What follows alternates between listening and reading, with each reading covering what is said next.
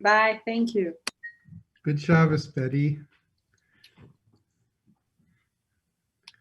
Hi, everyone. Am I live? I am, good, okay, yeah. Hi, everyone. Nice to see you all at 10 o'clock in the morning on the East Coast of North America. And I'm really happy to be here and to continue the marathon, Jewathon ongoing presentation. I only was able to listen to just a bit of the previous conversation, which was really interesting to me, and I have thoughts about that also, but I'm sure that what's coming is very different than that. And so I guess I should maybe just explain what I have in mind. And, or Magda, is there anything that you'd like to say to begin?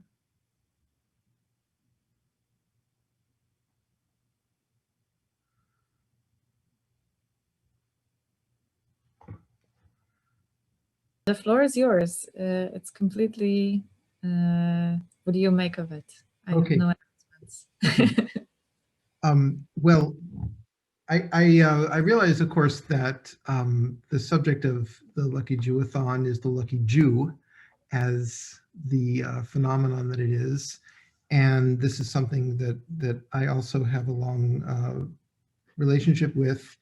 The original Lucky Jew performance came out of a brainstorming sessions that we had at in the very first days of Festiwal a few years ago now. And so I've been a part of that project also for quite a long time. And Michael asked me if I was interested in hosting a few hours of the Lucky Jewathon, and my first response was not really, because I don't think I have 4 hours worth of things to talk about or think about with Lucky Jews in particular. Certainly not better than many other people who I know are participating.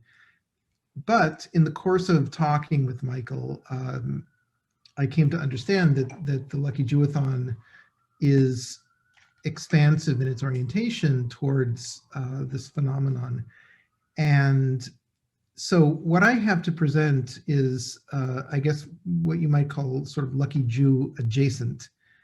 It's a series of films that are sitting in the cultural world of contemporary Poland, mostly Poland, not entirely Poland, as you'll see. And it struck me that it might be appropriate for a durational art project to have an experience of durational cinema, which is something that I've been interested in for some time now. Durational cinema meaning a type of filmmaking which is non-narrative and which dispenses with the standard or conventional conceit of compressing time, compressing the world's time into some cinematic time. Rather, it offers a one-to-one relationship between the time of the film and the time of the world itself. Whatever happens in the time of the world is exactly what happens in the time of the film. There's a one-to-one correspondence between them. And so the film exists as a kind of transcription, if you want, of what happens during that period of time. And in my case, the subject of this durational project that I have to present to you is a contemplative experience of the aftermath of the genocide and the world that it left behind, or if you want, the nothing that it keeps producing.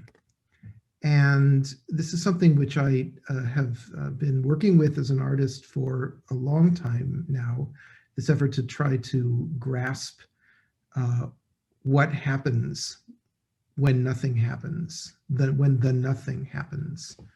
And so I have a series of films to show you, which were made as overtly as contemplative experiences. They are not narrative, as I said. They don't tell a story. They stand with the places where genocide once occurred. Each film is a specific length of time, 18 minutes, 18 seconds, 18 milliseconds, precisely. And the number 18, of course, is important symbolically as a number that stands for life, Chai, life itself. And so what I thought I would do is present these films to you through Zoom, which is, for me, an experiment. They've never been shown anywhere before. I didn't make them for the sake of a presentation on a screen or in a Zoom event. I made them actually as with a gallery installation in mind, a rather specific gallery installation in which two films would be projected at once on opposing walls of a darkened space, filling the wall from floor to ceiling. And there are 18 films altogether, which would play in a loop. And so the original idea for this work is that the time would be overtly too much, more than anyone probably can or wants to bear, and that the images would be bigger than our own bodies. They would be, in some sense, encompassing images to push the cinematic experience or the experience of durational film really past the point of possible, or some sense of what's reasonable. This was the idea that I had originally to create these films, and I've never shown them, as I said. I'll screen 6 of them in these 4 hours, and the way that will work is that the films will appear, and there's a text that I've written for each of the films that describes something of the place and its history, what happened there, and that text will be available to everyone as a kind of a call out box during the screening of the film. And then we'll have some time afterward for discussion, maybe 10 minutes or so for discussion, and then we'll switch to the next one, and I'll introduce that. It will play for its 18 minutes and followed by discussion and so forth.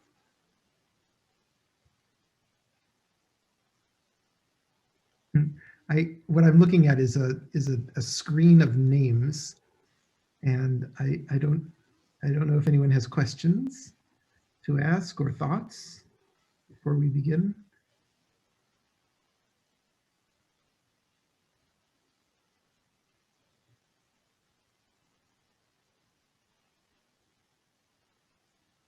Okay, so Basha, you have the lineup of films, is that right? Yes. Okay, great. Put it in the chat. Right. Okay. So the first film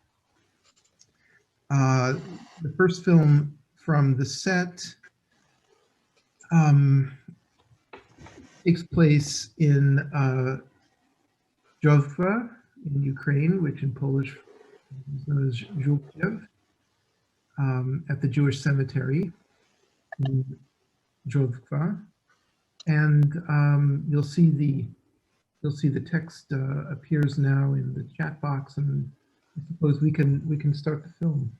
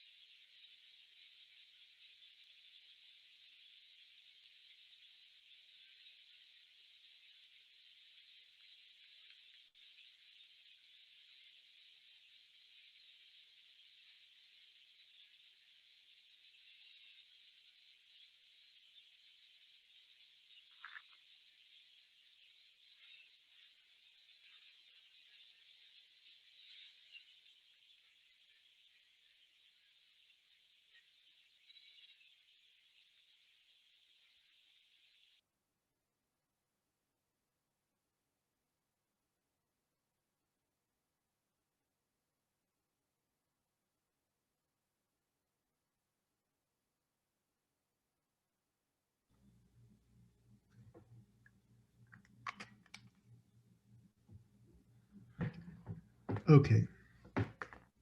So yes, this is the first meditation, the first visual meditation of the set today. I haven't seen it in this form myself. As I've said, this is really an experiment to show it at all. And it looks quite different than I anticipated seeing it. But that's to be expected, I suppose.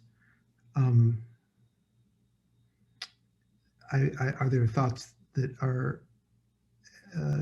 happening for anyone that anybody would like to share? Questions, thoughts?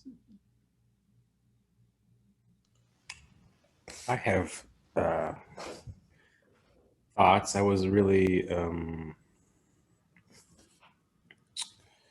I found it hard to sit with it, not because of boredom, but because I found I found myself getting more panicky while watching it. The longer we were with it.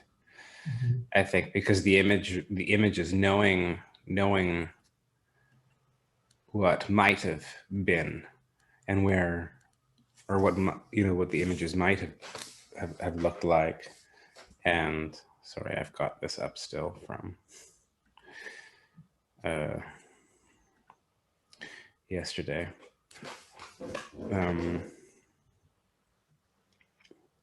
Yeah, knowing what the images just started coming, and the longer I sat with the film, the more intense I actually found the experiences of where my imagination was going to also fill space. And where was it going? I needed to take a couple breaks. I mean, mostly just do the worst, to the most to those sort of triggering spaces. As someone who thinks a lot about images, or fighting or trying to understand how to negotiate imagined images that operate as stories, as narratives, but that when you actually get to sit in specific spaces, those images start to become more almost concrete. But of course it's all facade, because you don't really know what the image is. It's just that you can start to really imagine, oh, okay, I'm in space, I'm with a space, I'm seeing horrible things, or I'm imagining what horrific images I might have seen had I been here in the past. Mm-hmm. It's actually it's really upsetting, actually. It's quite emotional, and I found it very upsetting, very triggering. Do you, yeah, I mean, I think that part of the point, from my perspective anyway, part of the point of this is to use the film as, as a site of projection, imaginative projection. So, the openness of the structure of the film invites, I think, definitely solicits actually a certain kind of imagination, which is precisely from you, from any person looking at it. It's it receives that projection, and that imagination that you're talking about, a horrible imagination, or for others maybe not a horrible imagination, is I think the film acting as a direct site of experience, which I find interesting. Mm-hmm. I would like to say something, because part of my family, I mean the family of my mother, comes from Żółkiewka, and this view is for me familiar, and for me it's opens up a different kind of trauma, because my family is Catholic. So this trauma is that our neighbors are missing. They've been killed. Something is missing, and this picture represents perfectly. It's like for me, it's like a hole in the soul. It feels for me like this. There is I'm pretty much sure a lot of people, Polish people who are not Jewish, deny having this trauma, but this trauma is somewhere in the air. That there were people, Jewish people, living with us, and then from one day to another, they just vanished.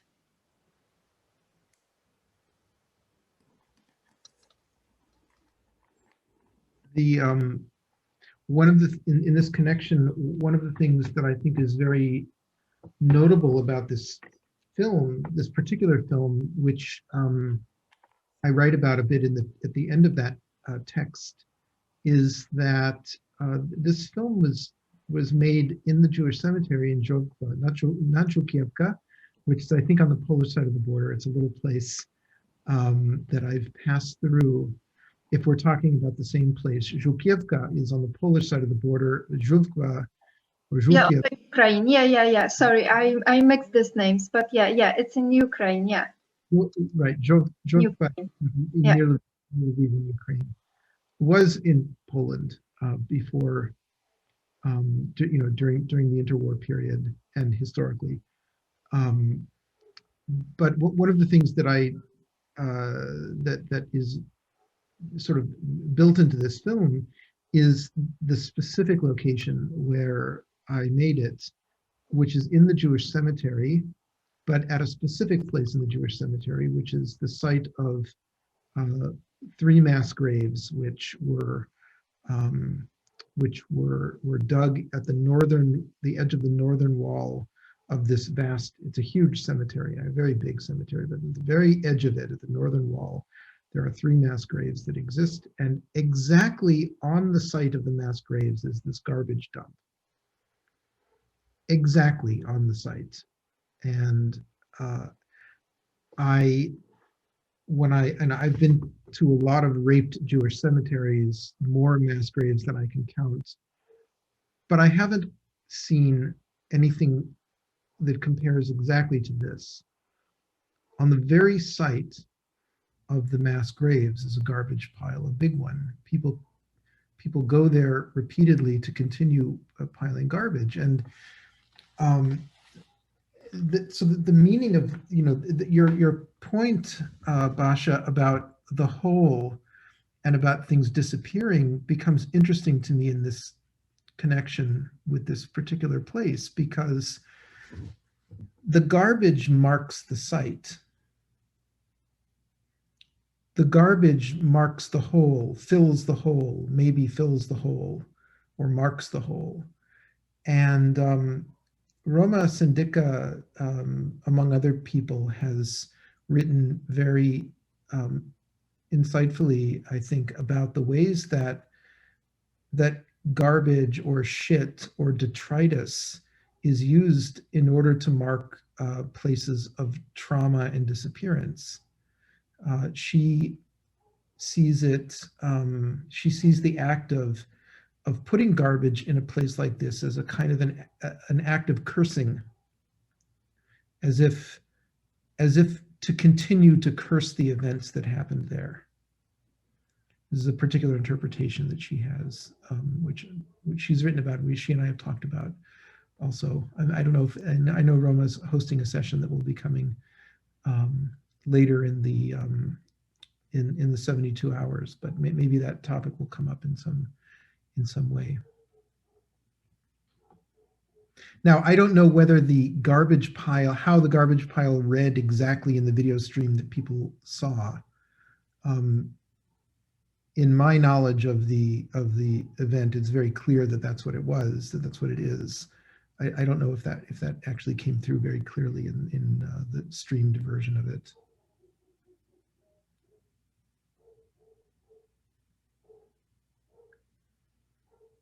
Basha, could you see that that's what was there?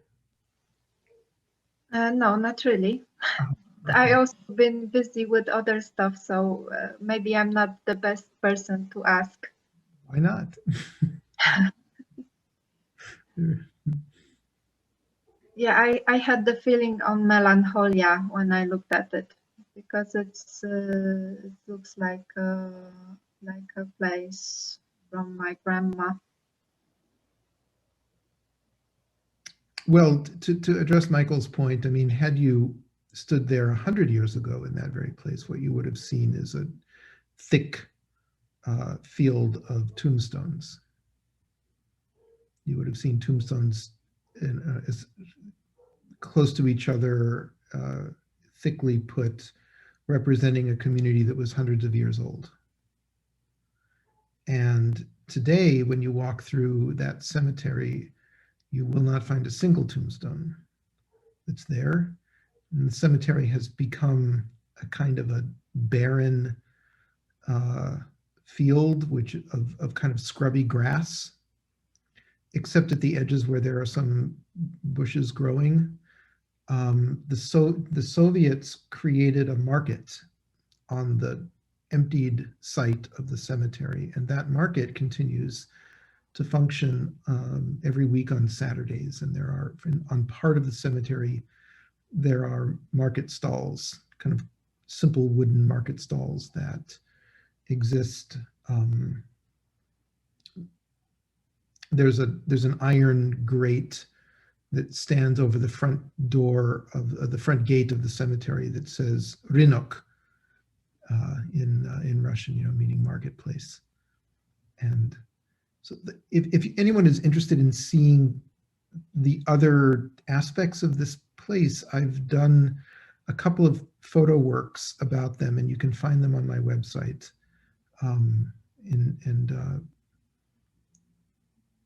But the film looks at one particular corner of the cemetery, obviously, with a certain kind of concentration.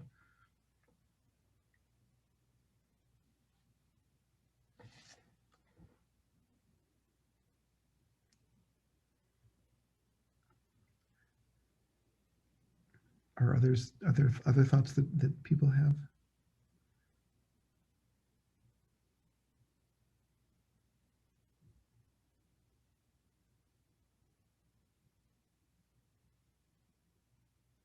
I wonder if there's anyone. There's actually more people watching on streams than in the room. Mm-hmm. But I'm not sure if there's any comments or thoughts through the streams.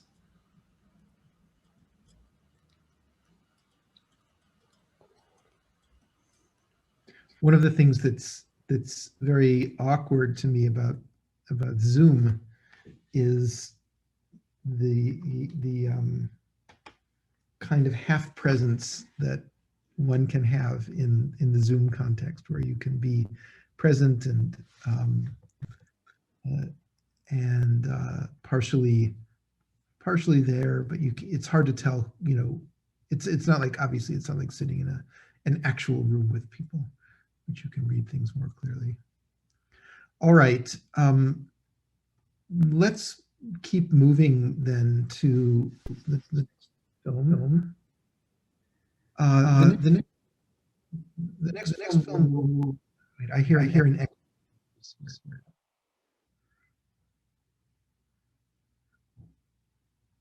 Okay, the next film will take us to the city near Zhovkva in Ukraine, the city of Lviv, which during the period of historical Galicia, when historical Galicia existed, not divided by the current border between Poland and Ukraine, but during the earlier centuries, Lviv was really the capital city of Galicia. And the next film takes us to Lviv and to a specific place in the city of Lviv.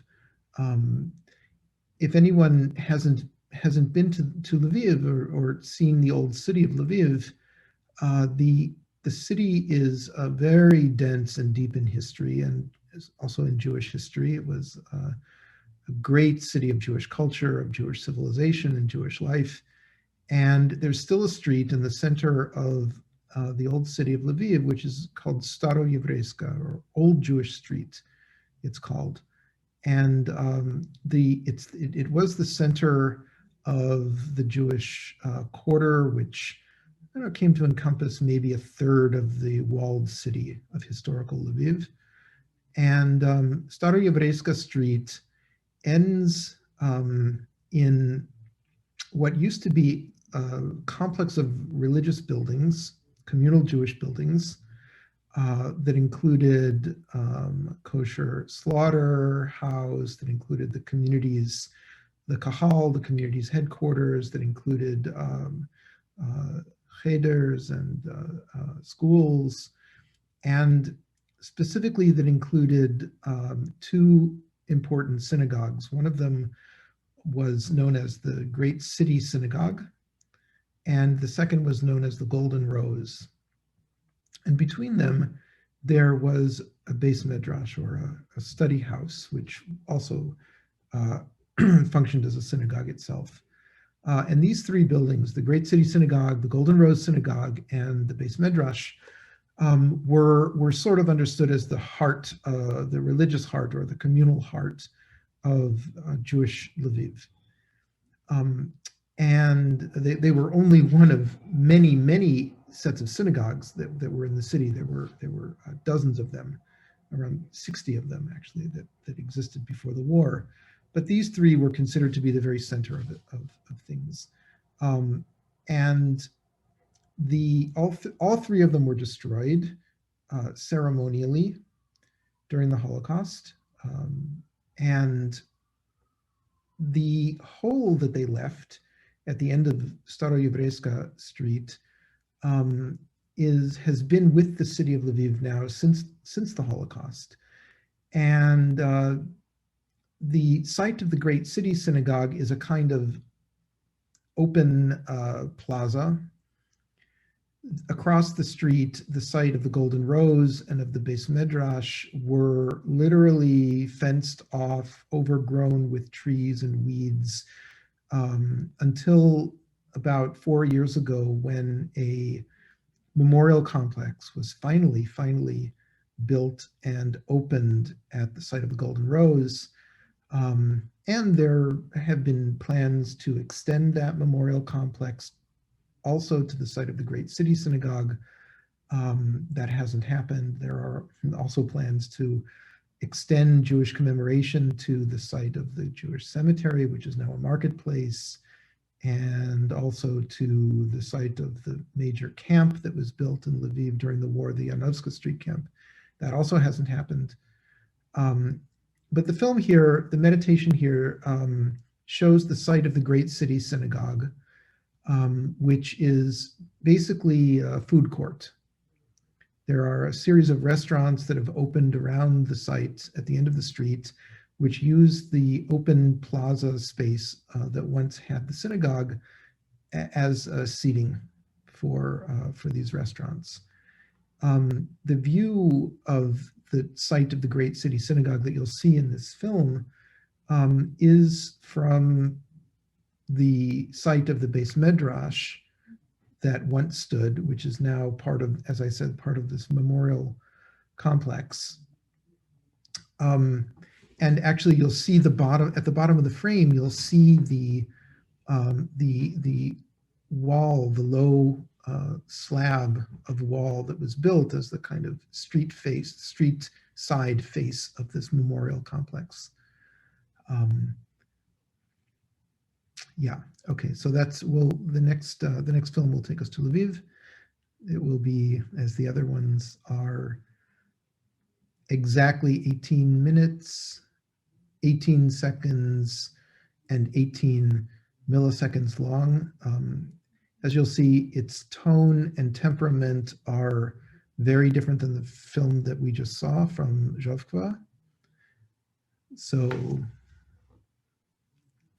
Jason, I've just posted a link to our YouTube channel because I think actually the quality of the film is stronger through YouTube, just the way that we're airing it. So if people wanted to watch the film on YouTube versus in Zoom, right, okay, they could do that. Great, good point. And thanks, Michael. And I'd also say that if you're watching the film in Zoom or in YouTube, that in order to sort of approximate the contemplative experience that the film is trying to create, it's best to maximize the film on your computer screen and to let it sit there as fully, to take up the space of the screen as much as possible.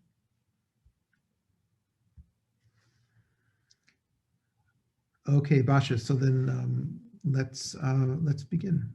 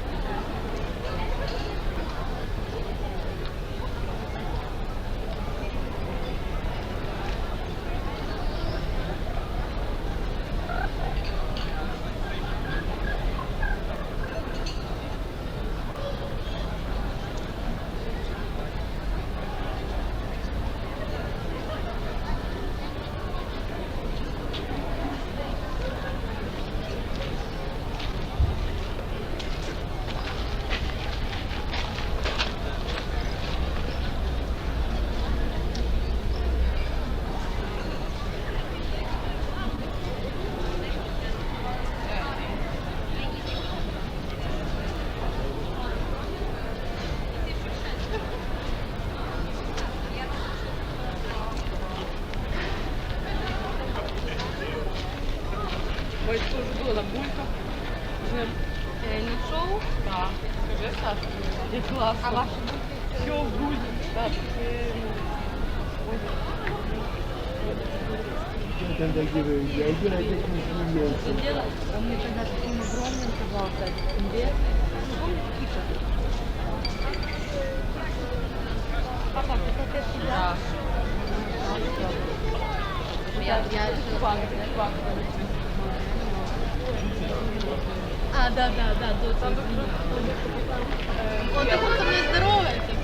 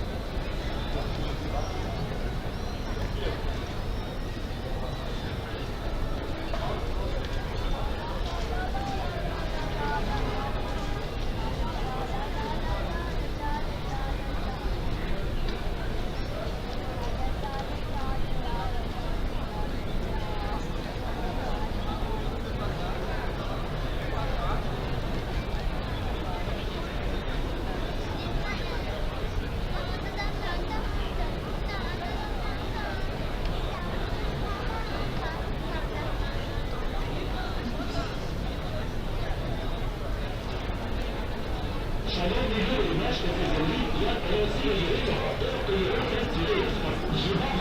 шановні люди і мешканці землі, окрім відпочинок це, шановні люди і мешканці землі, як роз'єднуємо, відпочинок Творця, шановні люди і мешканці землі, як одноосібно єдиного, тобто єдин Отець Святий Дух Спаситель Помазанець, який шестиденного свого творіння світу своїм словом на сьомий суботній день, що він освячений і благословенний, а не відпочинком від постійного милосердя, підтримання життя творінь, за його заповіданою святим Писанням волею, є для людей часом прослави людьми, його творіннями, його як Творця всього досконалого творіння. Прославляємо Творця досконалого світу, як одноосібно єдиного, тобто його Отець Святий Дух Спаситель Помазанець, за його волею від шестиденної праці своєї, днів милосердя, здійснюваної з неділі по п'ятницю, відпочинком у освяченні і благословенний мій суботній день, благодаті праведності і доконання своїх людських гріхів заступності, однородної і первородної людини, Сина Божого, Спасителя Помазанця, його поручителя, нашого відкуплення, людей від гріхів, якими люди винні перед Творцем, спотворенням себе і створеного досконалого світу, досконалим Творцем. Враховуючи, що за творінням Творця кожен день починається з зафіксованого вечора, що переходить в ранок його дня і триває до початку наступного дня. І це слід знати, щоб пам'ятати святити суботній день. Відпочинку виключно лише від своїх діл, а не від милосердя, для прослави об'явленого нам, людям у Святому Писанні, тобто є Бог істини Святого Писання, одноосібно єдиного, як Творець досконалого світу, і нас, людей, на його святий духовний образ та подобу, який після нашого спотворення гріхов, через Сина Божого Спасителя Помазанця, однородної і первородної людини, маємо в покаянні за своїх гріхів і навернені до праведності його доповнювати, зберігаючи його заповіді разом з прославою Творця досконалого світу. Амінь. Наше особисте родище до Бога – це врешті-решт або наше вічне життя з Богом в Божій церкві завдяки істині Ісуса Христа, або наша вічна смерть без Бога безбожній, так званій церкві, через обман противника Бога сатани. Ісус Христос вибирає саме біблійне вчення, Біблію, Божий закон, вчення Христа, істину, справжність, Божий шлях. Сатана ж навпаки вибирає протилежне за змістом вибору Ісуса Христа, видаючи себе за нього і його церкву, а саме небіблійне вчення, тобто такі передання, людські правила, людські здобутки, помилки, людський шлях. Тому ти завжди робиш свій вибір, коли вибираєш, що для тебе в житті важливо. Біблія чи протилежні її передання, Божий закон чи протилежні йому людські правила. Вчення Христа чи протилежні йому людські здобутки, істина чи протилежна її помилка, справжність чи протилежна її підробка, Божий справжній шлях чи протилежний йому людський шлях. Робімо свій правильний і кращий вибір завжди з Богом і з Божою церквою. Божа церква завжди є істина, а не так звана, бо перебуває істині Слова Божої волі від Ісуса Христа, а не помилці людського вчення щодо волі Божої, яка прямо заперечується і осуджується Словом Божої волі та Ісусом Христом. Шановні люди і мешканці землі, будьмо уважні.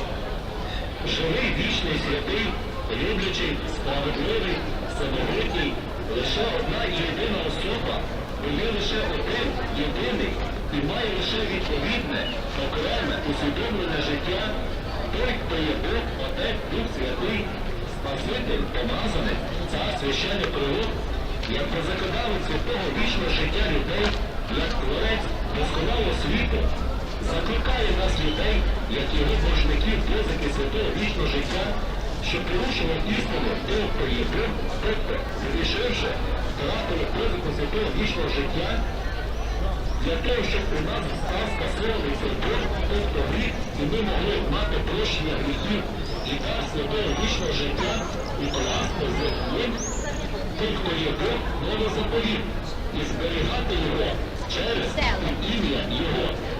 Той, хто є Бог, і Його поручителя, відомо, як Сина Божого, відкупителя наших людських боргів, позов святого вічного життя, тобто ім'я святої, однородної і первородної людини.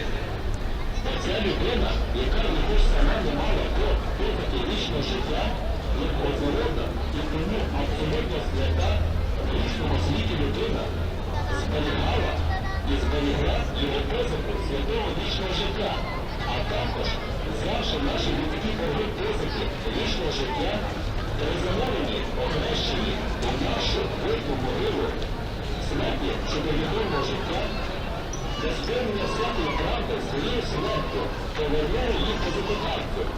Тому, хто є Бог за нас, грішних людей, наче за наші гріхи, і від якого для нас отримано вже удар святе вічне життя, як первородна людина, і зберігає його для всіх людей, які уклали, і укладають, і укладатимуть, і перебувають.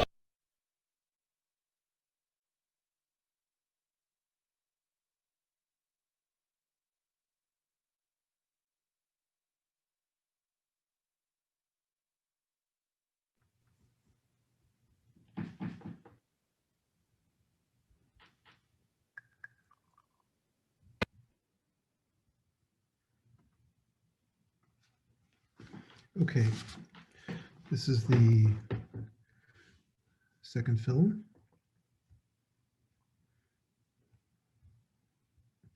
Does anyone have any thoughts to share, comments?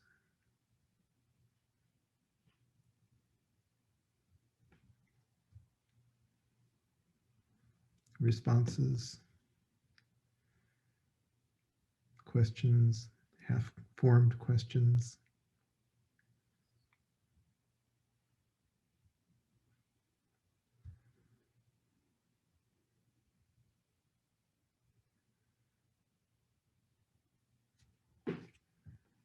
We have a mechanism, as Basha says, we have a mechanism for raising your hand, although there's a hand raising tool that's in the Zoom interface. Or if you'd like, I suppose it's also possible to unmute yourself and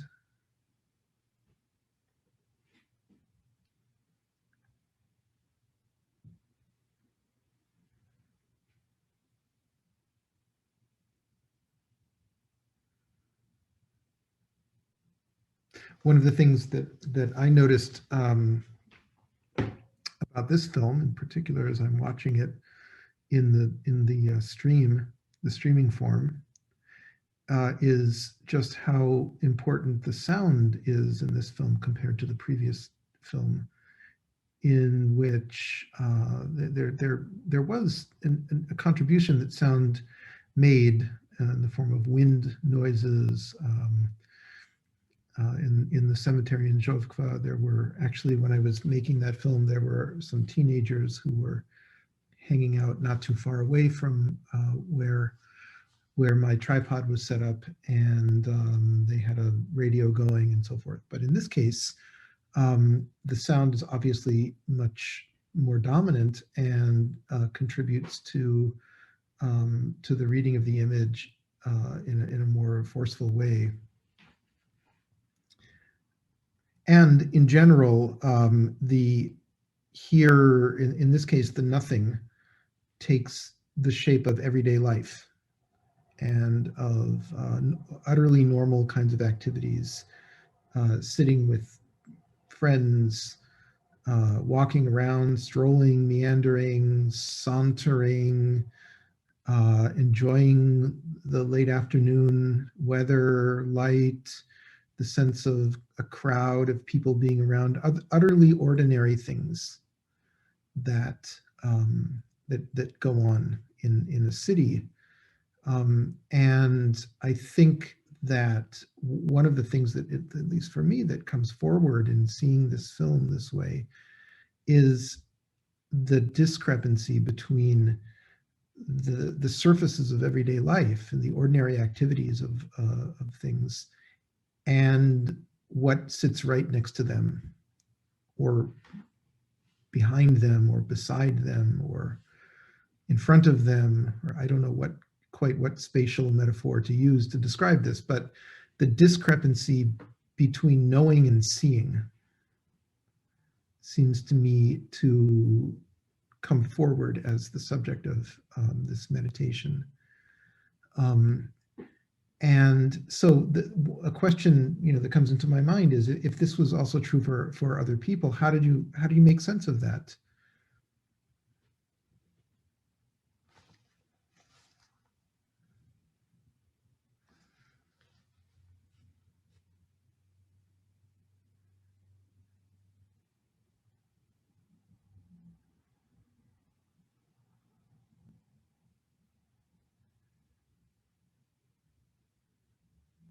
I wonder if anyone has any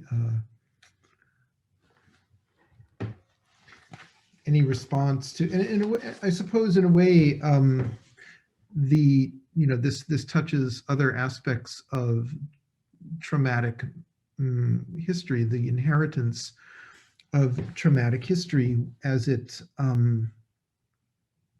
sits inside everyday life, or the banalities of everyday life, which go on. And on one level, the disconnection between them is unremarkable and maybe normalized or normalizable. And in some other sense, when you look at it from a slightly different perspective, it's not normal. There's something quite strange about it. And maybe a film like this begins to sort of put a finger on what's strange and not quite normal about that situation.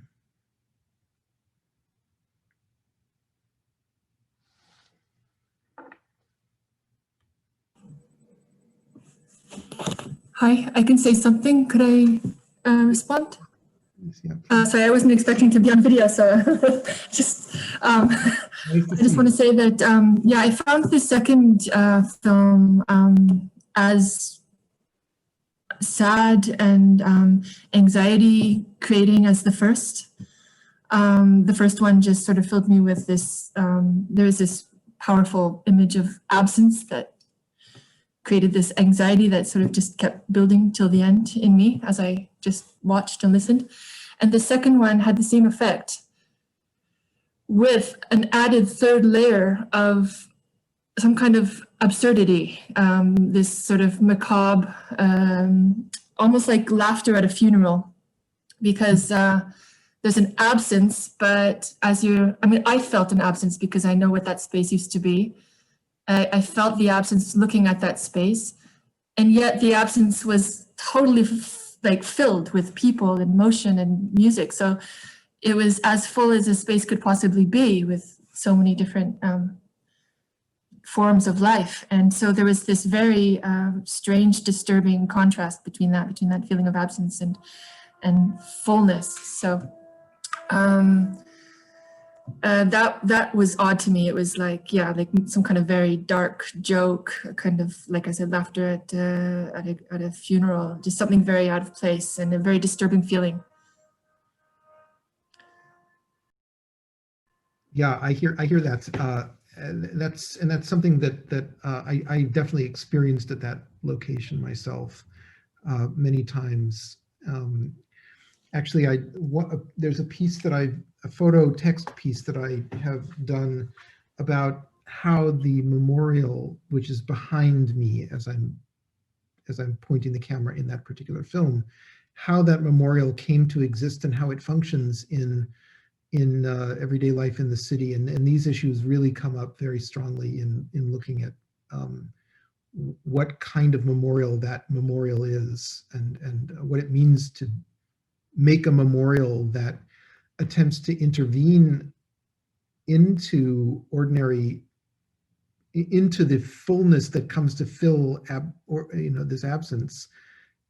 And that memorial itself gets kind of filled up with exactly the same distraction or or not, or just everyday life. Yeah, that's a very it's a very dominant experience for me at that place too. How do you know the place? Have you gone there yourself? Me? Yeah. Sorry, I had to mute myself because my son's having a trumpet lesson in the other room.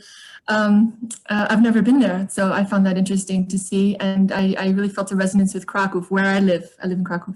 Yeah. So it felt very, very familiar, even though I've always wanted to go to Lviv, but I haven't been there yet. And it just felt exactly like that space next to the old synagogue in Krakow, in Kajimiya, which, yeah, the exact same thing, just filled with, outdoor restaurants, tourists strolling, lots of pleasant, kind of a pleasant vibe, a carnivalesque atmosphere, people, a lot of hedonistic activities. Mm-hmm.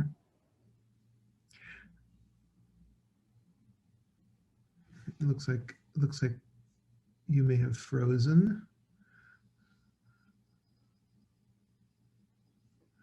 The word hedonism is an interesting one. Oh, sorry.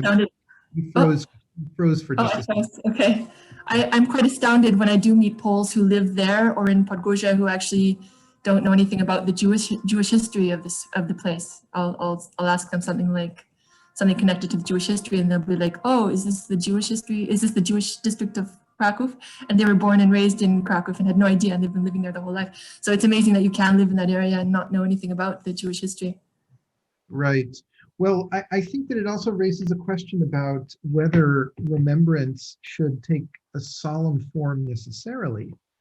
There are questions to be asked about whether remembrance of the Jewish history of, say, a city like Krakow or Lviv should sort of lead with its solemn side. And I think that there are arguments to be made that it shouldn't, that's not necessarily the right way to do things or the only way to do things. But in the case of, definitely in the case of a place like Lviv, maybe a bit differently than in Krakow, where Kajimiya and definitely Szeroka Street exist as signed and demonstrable Jewish spaces. I mean, to the point of their commercialization and touristification. In Lviv, it's a bit different. There's a kind of a reclamation of Jewishness for the space that's going on, or that has to go on, or that, that's part of the point of the memorial that was built, was a kind of reclamation of the Jewish for the sake of the whole city, not just for Jews.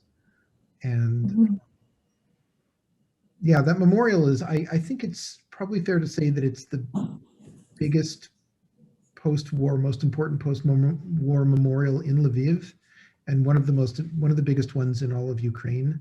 Definitely post-independence memorials is one of the most important ones in all of Ukraine. And so it's a kind of interesting story of how a memorial interacts and interfaces with the culture around it. The designers of the memorial intended for it to change the culture around it. That's, that may be asking more of a memorial than one can fairly ask. It may require more than just, a sort of a beautifully designed space or well-written texts or very intentional actions by educated and knowledgeable people. Maybe is asking that maybe that's not quite enough, and I guess that's another topic. That's something that certainly has come up in my conversations over the years about Płaszów and commemorating Płaszów. Are there any other thoughts about this film before we move to the next one? I also, sorry, I don't know if you covered, I had to go off and take a call while this conversation was going on, but I watched the entire film and I found it incredibly dramatic. I don't know if you've talked about it, but no, we didn't talk about that. I found it incredibly dramatic, and I think because of because of how much movement there is. I found it very dramatic. I found it very exciting, to the point where I was surprised by how excited I was getting, in a very kind of like filmic or absurdist filmic way, almost like French Nouveau or something. When the accordions kicked in and the music, it just felt so planned. Like I really felt like I was in a staged film, and I then started to feel haunted by the music, and every now and again you would hear footsteps. It just felt, I felt very kind of anticipatory. I just kept waiting for things to occur, and then they would, like the music, or you'd hear footsteps. And yeah, I felt like I was in and out of several different kinds of genres over the course of 18 minutes as well. Like I was in a Hitchcock film for a while. Am I right that the very first tune that we hear played by accordion is a Frank Sinatra tune, My Way? That's I think you're right. Yeah, that's when I mentioned absurdity. I mean, that kicked in right away. Just this, yeah, it adds this very absurd dimension for me, hearing Frank Sinatra in that setting. Yeah, you're exactly right about that. And I mean, this, I should say, Michael, that this, all of these films are entirely unscripted and unplanned. That's part of the sort of basic rules of the film, is that I go there and my contribution is to decide where to stand, where to point the camera, when to turn it on and when to turn it off. That's it. Everything else that happens is the world acting in that particular interval of time, signifying life. Yeah. I think, I mean, of course we talked, of course, watching that, I knew that about the films, which made it even all the more exciting that you hadn't planned it,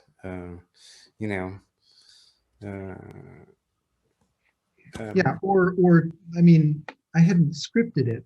I mean, the question about planning is another, it's maybe a bit different question, because in a way there's, like studying the landscape of Lviv, of the city of the Jewish landscape of the city of Lviv, is something that I've done for a long time, and I know that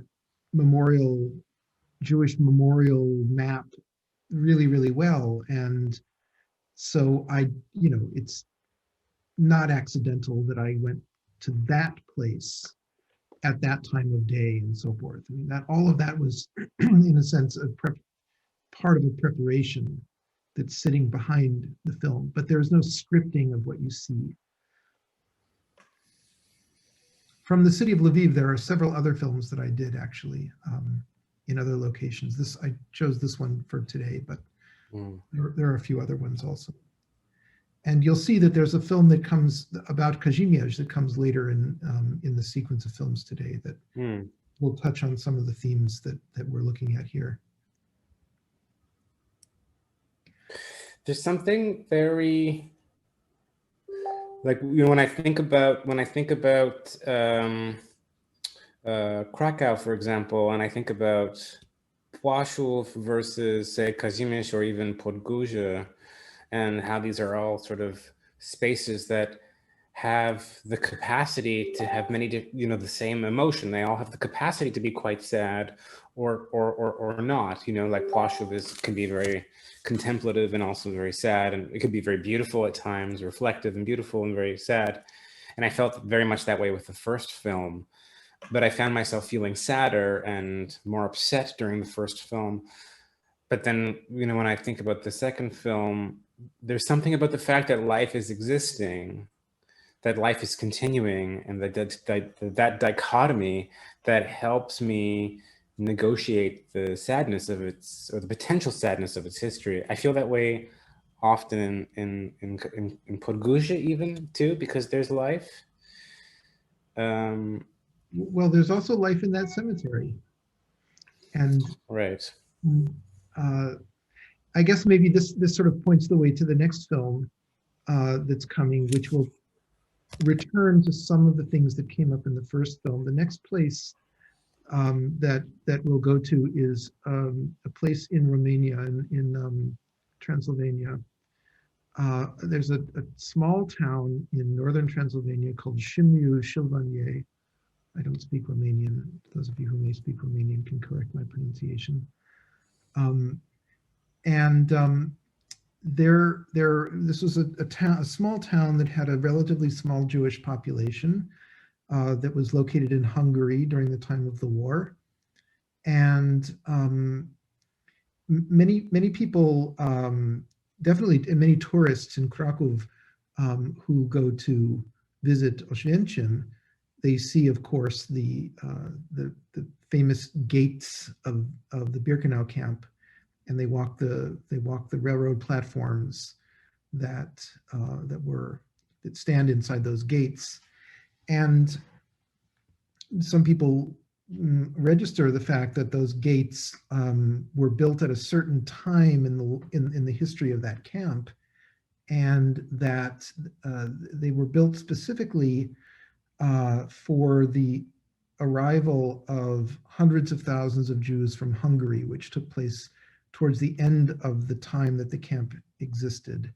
The Jews of Hungary were comparatively protected for most of the time that the Holocaust happened, until 1944, and there was when they were no longer safe after the Germans took over control of the Hungarian government and insisted that the Hungarian Jews be rounded up and deported, and they were sent mostly to Auschwitz in such huge numbers that the camp was actually expanded and in some ways reconstructed in order to accommodate them. So this place in the next film is a small place from which the Jews of a single region in Hungary were deported to Birkenau.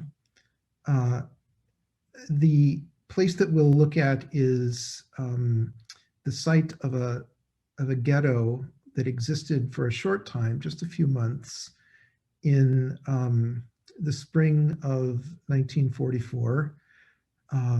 It was built specifically to imprison people in preparation for their deportation to Auschwitz. It was built a few miles outside of the town of Sibiu Silvanie, maybe 4 or 5 miles outside the town. And I had a rather difficult time finding this location. I had gone to find it I found it by going to a small museum that's in the town of Sibiu, and which was located in the former synagogue of that town. And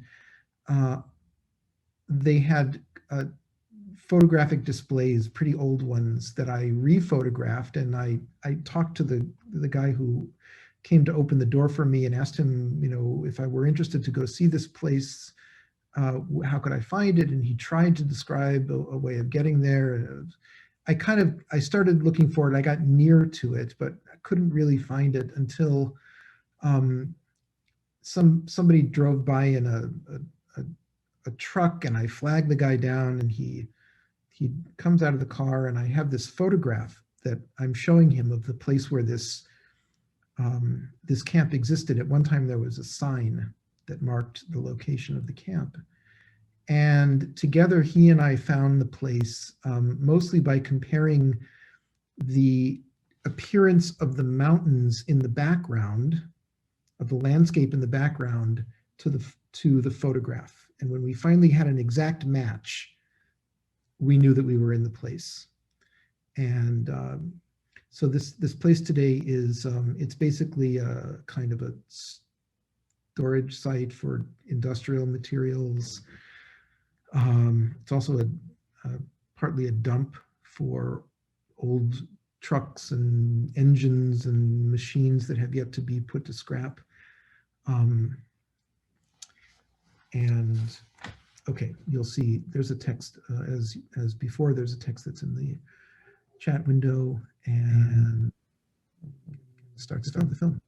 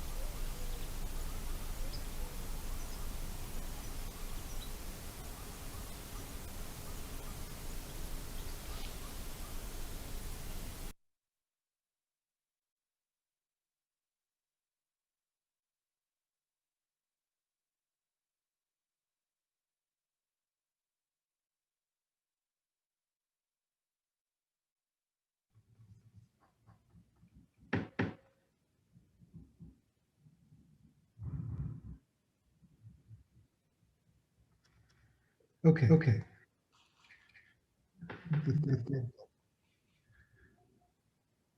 Does you share?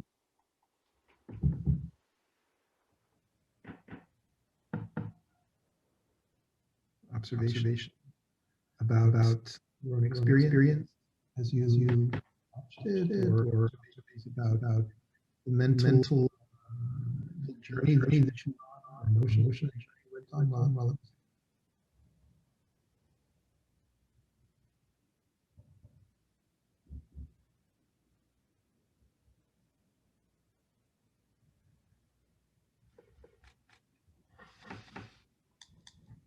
I guess the reason about what you do with this 18 minutes. I find myself. I hear the echo. I hear echoing. Is voice echoing? Yeah, I also hear your. I'm trying to connect with technical support to find the reason why, because for now I don't know. Okay. What's the problem? I see. Okay. It seems okay now. It seems okay now. Okay. Yeah. Good. I find myself writing in my notebook while it's going on. I feel compelled to verbalize things as the images are passing. I'm watching these films, not having seen them in quite a while. I made them in 2018, and I've kind of put them down and haven't spent time with them in a bit. And so I'm seeing them freshly, in a sense, and which is interesting for me. You know, it's interesting when you make a piece of work and then you sort of distance yourself from it enough that when it comes back, you can see it sort of from the outside of your own experience of having made it. But for me, one of the things that I was thinking about as this film was playing was Birkenau, the notoriety of a place like Birkenau, and what it means to go to the other end of the train line that led to Birkenau, and to stay for some period of time with the kind of raw or radical absence or inexplicability or unsayability of a place like Shimliu in some contrast to the ways that Birkenau has functioned to sort of stabilize or make approachable what happened. There's something about Shimliu which is, to my eyes, more difficult and more radical and more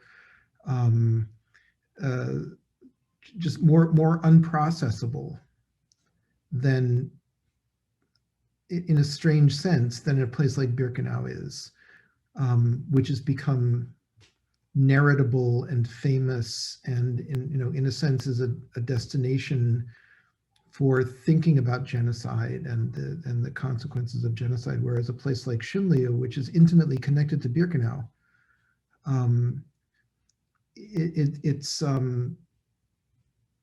it's far more difficult, at least for me. Did anyone have thoughts of this, for example, of this kind while watching this film?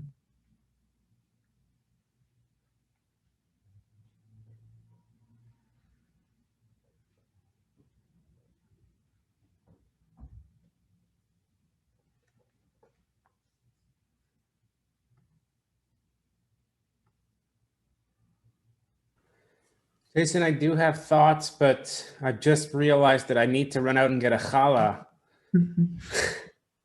before it's too late. Right. Sun is setting where you are soon, I think. It's actually set, but Lev is with, ages ago, but Lev's with the babysitter. He's on the way back. Yeah. And so I need to run off and get a challah. Okay. I thought it'd be fun to tell you. Okay, that. good. Maybe the rest of us can guess at Michael's experience where he's gone.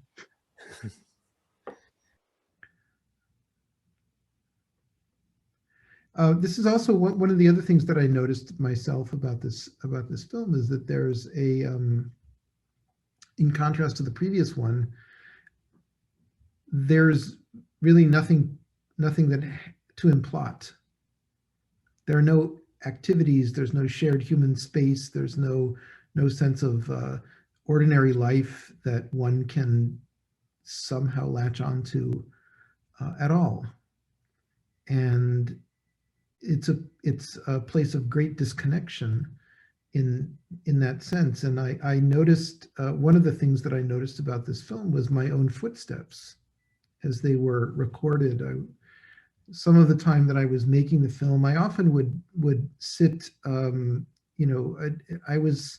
the origin of the films actually were the contemplative experiences that I was already having in these places. I went there to many of these places as, in order to photograph.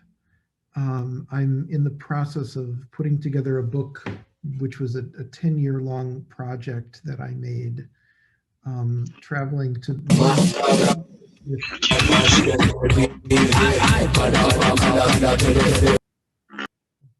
a large format camera, 19th century style camera, and which has it's sitting on a tripod with a dark cloth, and it has a big ground glass on top of it. To make photographs with a camera like that, you spend a lot of time under the dark cloth, receiving images, and this was the contemplative act. Sorry, we're having people try to like Is this a bomb up. Okay. Sorry, we're kicking them out as soon as they, it's hard. We're just trying to figure this out. Right. Okay. We're rolling with it. Anyway, the contemplative experience with the video camera arose from a contemplative experience with a 19th century style large format camera that I often use, that I was using at these places. And so while the film was being made during these 18 minutes of time, my own experience was often of one of stillness, but not always. And in that particular film, I could hear my own footsteps as I paced a little bit, walked back and forth, attempted to handle what was happening.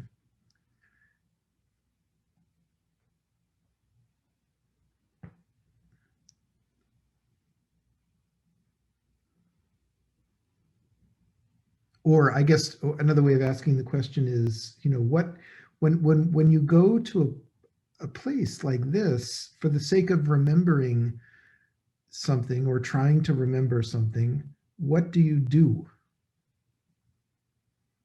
What do you do? What do you not do? What should you not do? And I guess part of the answer that occurs to me is that there should be a space for not doing anything. As if doing something were always somehow a bit inadequate or misplaced, or as if doing something were a way of reducing the reception of the place itself and its experience in front of you, its experience within you at that moment.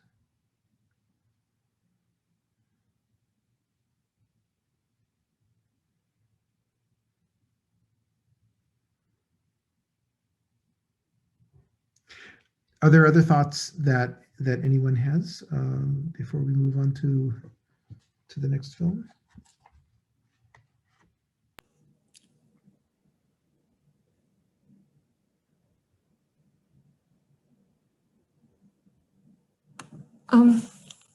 I could just say that I found it really interesting, the sound of the footsteps. You just mentioned that, the sound of your own footsteps. And for me, that was quite moving.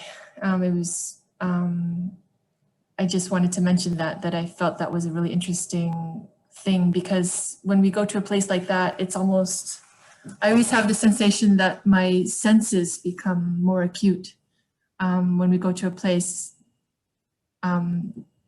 for a kind of meditation and to be confronted with history. There's always this sort of feeling of silence that we sink down into. And it's almost as if we grow some extra pairs of ears and eyes and become just a lot more attentive to every little sound and every little movement. So I really felt that in this third film as a meditation, and just really becoming minutely attached to every little sound and movement that we could perceive, because there was really very little to hold on to in the midst of that desolation and that destruction. That's all I needed. That's all I felt I wanted to add. So no, I appreciate that comment. I feel that I have a certain ambition with these films, that they kind of create as I've said, a sort of a space for a contemplative experience in a very non-judgmental way, in a contemplative experience in the sense that you become receptive to many things that exist within silence, and silence is not an inert thing. There are many characters to silence. There are many, in a sense, voices that exist within it, and I think that exactly that sense is something that was in my mind also as these minutes were happening for me there, and again in the video the video form of the experience. All right, so maybe we should move on to film number 4. We're halfway through today's sequence of films now, and the next film will take us to Kiev in Ukraine, and to another of the notorious sites where the genocide happened, or at least notorious for a certain kind of observer, a certain kind of interested person. In Kiev was the capital city of Ukraine at the time of the war, and Kiev's Jewish population was large and important. And when the Germans arrived in Kiev in the summer of 1941, they were part of their assault on the Soviet Union was a set of mobile killing squads, which were running behind the front lines of the advance into the Soviet Union, and these mobile killing squads were known as the Einsatzgruppen, and there were 4 of them labeled A, B, C, and D, and they fanned out from the Baltic countries all the way to the Black Sea, and their work was to murder Jews in the very places that they lived, as behind the advance of the war. And scholars talk about this now as the first phase of the Holocaust, what's called the Holocaust by bullets, in which people were massacred by firing squads into pits in their own towns or in forests or fields near where they lived. And the second phase, the more famous phase of the Holocaust, the so-called Holocaust by gas, occurred in a sense as an adaptation to the Holocaust by bullets, and the Holocaust by gas, as I guess most people know, occurred by deporting people to camps for the sake of murdering them there, rather than murdering them where they lived. The Holocaust by gas has comparatively been much better studied over time. The Holocaust by bullets is something which has been emerging into people's understanding of the Holocaust more recently. And part of this has to do with just the effect of the opening of the Iron Curtain. Archives have become available, and forensic research has been happening now for the first time since the Soviet Union, at the end of the war, there were investigations that were conducted by the Soviet government, and then there was a gap of several decades before further investigations, forensic investigations, happened. And so anyway, the topic of the Holocaust by bullets is the comparatively newer side of Holocaust research. But one event in the history of the Holocaust by bullets was already well known and famous not too long after it occurred. And this was the massacre of the Jews at Kiev in a ravine that sat on the edge of the city called Babi Yar, and which at Babi Yar, one of the single largest mass killings in the history of the Holocaust happened in September of 1941, in which around 34,000 people were murdered over a 2-day period, shot into this ravine by firing squads.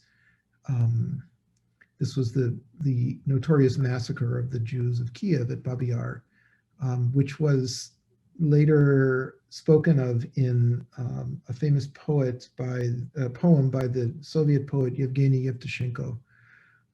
And I suppose that Yevtushenko's poem about Babi Yar did as much as anything to put Babi Yar into the consciousness of the post-war psyche. It wasn't only Jews who were massacred at Babi Yar. Following the murder of Kiev's Jews at Babi Yar, there were other massacres that happened. There were Roma people who were massacred there. There were prisoners of war. There were Soviet civilians. And by the time all was said and done, something like 100,000 people were massacred at Babi Yar. So this next film that I want to show you today was made at Babi Yar, which is today a park in the city of Kiev. The ravine sits in the midst of a city park. There are a couple of memorials that exist next to the massacre site.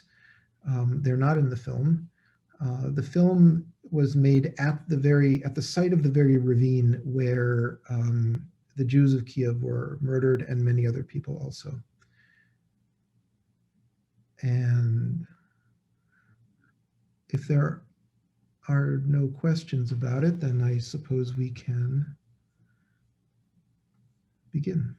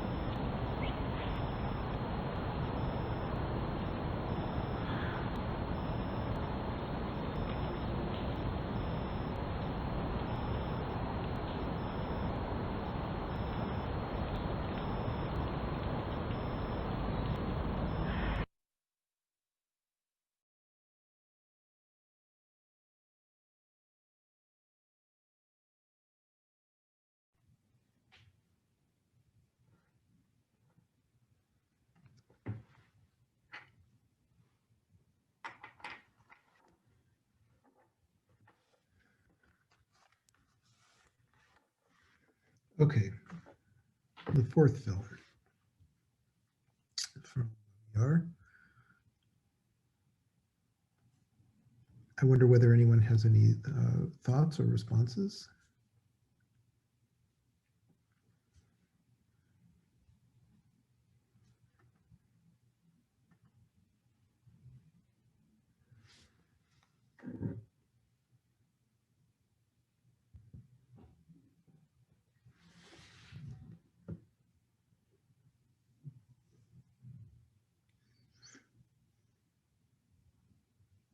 I myself had some responses as I was watching it.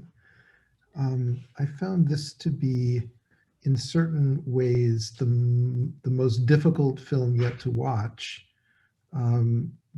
because it's the film which is the most inert. It's the film in which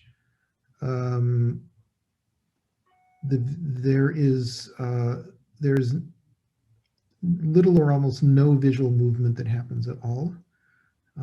There's no wind. There are no creatures that move, no animals, no people. At a certain point, I turned the sound off, and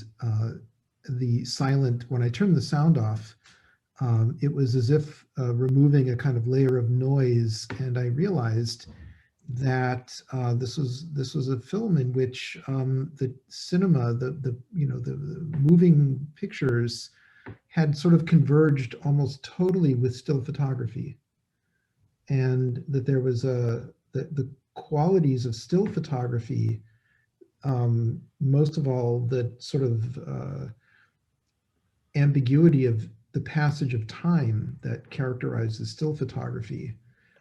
Still photographs don't have any particular time signature assigned to them at all, most of the time. They last as long as they last. They prolong time, they contract time. It's very hard to say how still photographs enact time. Much more difficult, I think, in some ways than to say how cinema enacts time. But at this point, it seemed as if the moving image had converged with the still image, and sort of like, I don't know, an analogy would be a situation in which you see in full color, but there are only black and white and gray tones to be seen in that situation of full color. And I found, so in a way, I found the stillness of the moving pictures, this convergence, to be to feel like the very bottom of something. And unlike the previous films in which movement felt like a kind of release, a bit of a release, in this case there was a kind of sedimenting or settling in of this sense of removal, withdrawnness, silence or absence, or actually I don't know what good word to give to voidedness. I don't know what word to give to it exactly. And for me, these qualities were dominant in this film in ways that they were present in the other films, but they came forward with a certain kind of heaviness or gravity in this film as compared to others. I would concur with that. I had to be in and out of the video for certain reasons, but sorry? Did you get the challah? I got the challah. I got the child. But I will say that as soon as I think because I wasn't allowed to go into some sort of meditative state before entering into the film, I was kind of frantic, and then I sat down and I started to watch the film, and it was like nightmarish immediately.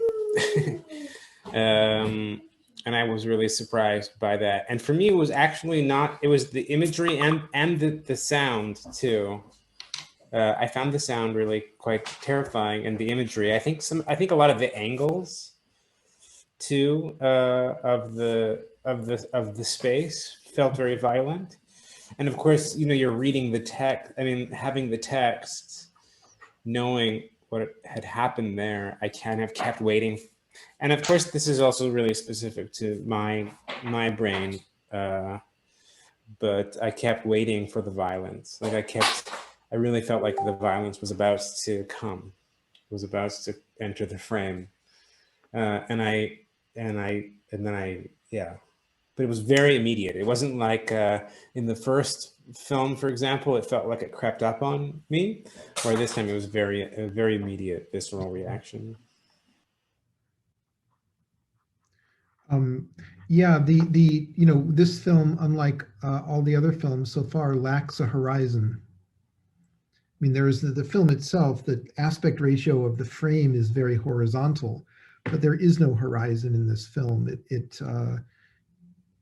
And there's a strange sense of space, definitely, that that the film has, that the picture has, because it's a precipitous drop, and it's the sense of space is both deep and flat at the same time. There's something quite odd about the space of that image. The trees kind of seem to rise vertically through the space from some deeper place, which is not exactly shown or disclosed. They are growing from somewhere through the space, and they keep going.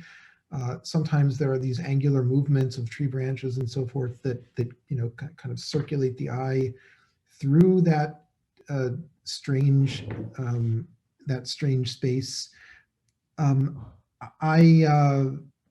I hadn't thought of the sort of formal qualities of the image as anticipating violence. That's interesting to me. I thought of them as circulating awareness. The formal elements circulate the eye and circulate awareness through the scene, but I hadn't thought of them as a kind of anticipatory gesture. That's interesting. I wonder how much also it's been kind of trained in me or ingrained in me just from media, from film. I think about Baba Yar itself, you mean? No, I think more like the imagery. Of course. You know, if you know, for example, if I knew I was watching a film that held violence in it, and I was given this image to contemplate on, my expectation would be that violence was going to occur. And so I also was thinking about how that relationship that I have with media, with film, was kind of, you know, habituating my relationship to your film. Yeah, well, that's I think a really interesting point, in the sense that, you know, the violence of the Holocaust is something that is often, you know, sitting in a kind of pre-imaginary state for many of us. You know, when we think about the Holocaust, there are images that come to our minds. Now, you know, looking at a film like this, there are images being given to think about, but it's really very, at least I think for me, and I think for many other people, it's very difficult to sustain the imagination of violence, of that kind of violence. And so the imagination kind of sits in this, you know, this kind of a foyer or something, this anteroom, before the full imagination of violence, you know, sort of would come. There's this waiting room that you sit in mentally. And I think that a lot of people, when they think about the Holocaust, that's what their imagination goes that far into that kind of waiting room. And in the waiting room, there's something on the other side of the door, so to speak, which is unseeable, unwitnessable, which is retrievable a little bit through the imagination, I think the unseeable and the unwitnessable is really is a statement that really resonates with me because of how incomprehensible that violence continues to feel. Like I feel often like I want to see it, despite knowing that what I would see would change me. But I think, when I think about my grandparents, for example, and how being a part of these violences and witnessing these violence and the change that it did to them, that was then, informed everything about, their children and me and what I'm passing on to my children. I feel like there's the deficit of not really understanding that violence is something that I'm missing, and I don't know if that's. It's a very strange thing because I also don't want it. I don't want to see it. I think that that violence is something I wish didn't exist at all, but it does. And so, what does not knowing it mean? Yeah, it's very. Well, yeah. What does knowing it mean? What would knowing it mean? What would the thing that you don't want to happen? What would that actually mean?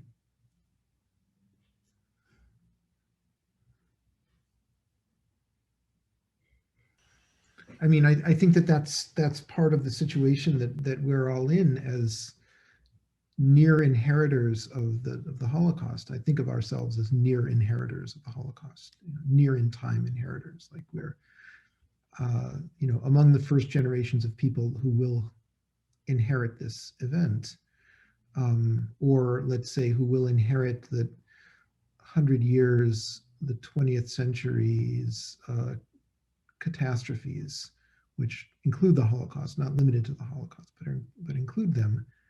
We're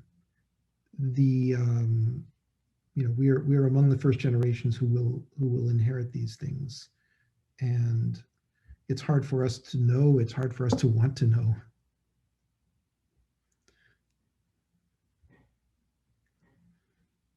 And yet how we approach the problem of knowing, of course, will have an influence on how future generations do and don't approach this problem of inheriting this history, these histories.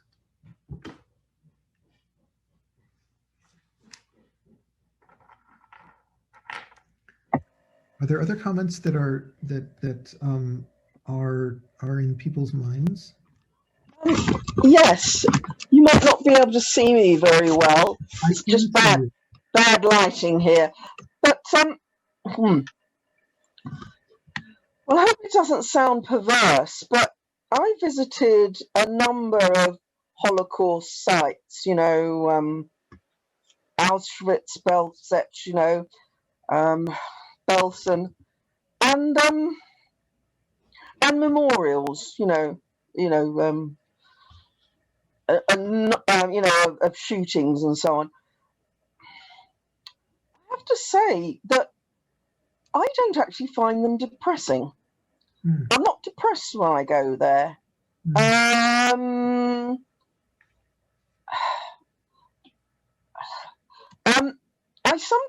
sometimes feel a sense of peace, actually.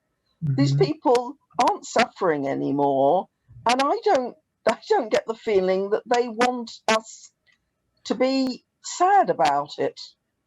I could say more, but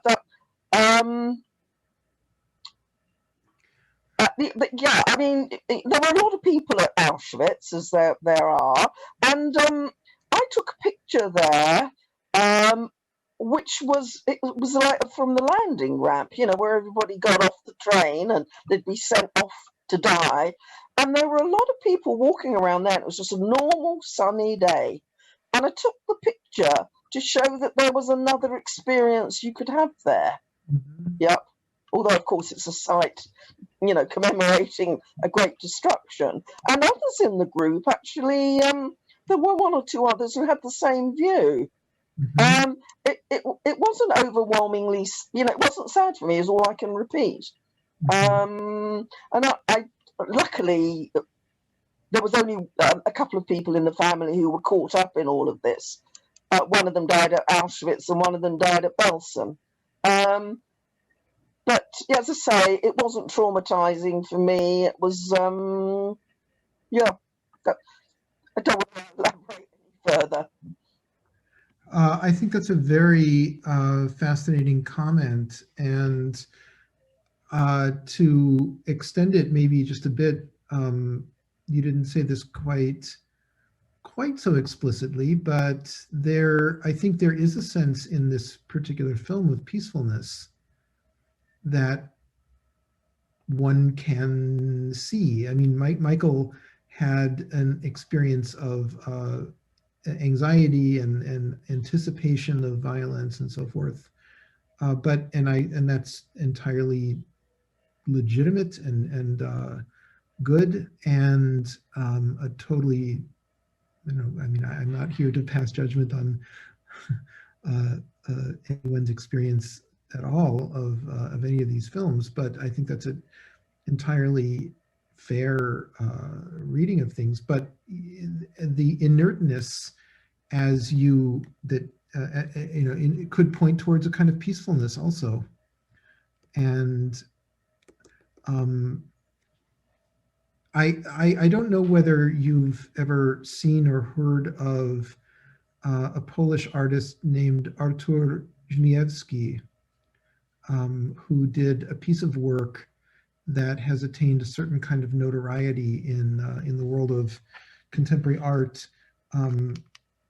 His pieces last appeared in Krakow, I think around 2015 or so. But anyway, he made a series of films of survivors dancing in the gas chamber at Auschwitz, nude. And he had precisely this idea that people it was a kind of defiant statement of life and livingness in the midst of the gas chamber, of a kind of exuberance. And these pieces have been, well, you can read about them. Junievsky, they're famous, and many people hate them and respond very negatively to them. Other people the opposite. Yes, it's interesting what you say about Babi Yar, because that was the feeling I had. It was peaceful when I watched that. Yep. Yeah. Yeah, so that's very interesting. I mean, maybe there's some sense in which a film like that functions as an act of closure, enacts a kind of closure in experience for someone watching it or going through a sort of contemplative experience with it. I think I was thinking, as Carol was talking about how she feels peaceful in some of these spaces. I concur with that as well. I often do. And it's interesting because I don't feel peaceful watching these films at all. And I'm interested in how the separation, the fact that we're not there, we're really, and what being in space and time really does to our body's relationship to space. Certainly, I think of I've spent hours and hours in Płaszów this year, and I always feel quite good there for the most part, or at least I feel reflective, and it's so beautiful there. And even though its past is so awful, I don't feel. But these films create a separation that make it harder. In a way, I find it much harder to watch these films than I do going to the actual spaces. Interesting. Yeah, that's something I'd like to talk about maybe at the end of the next film, which I'm watching my clock here, and in order to keep sort of on track, I want to start the film in just a moment. But yeah, Michael, I'd like to come back to this question about the distancing effect of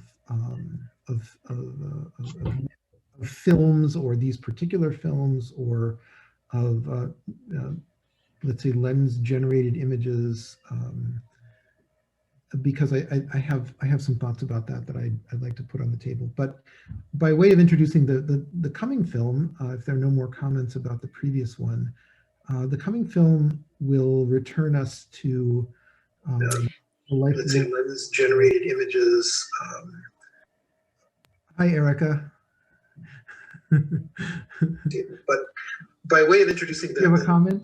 Film, if there are no more comments about the previous one, the coming film. Erica, you have to stop I think you're watching a feed that's coming through. Yeah, sorry. Let me stop that.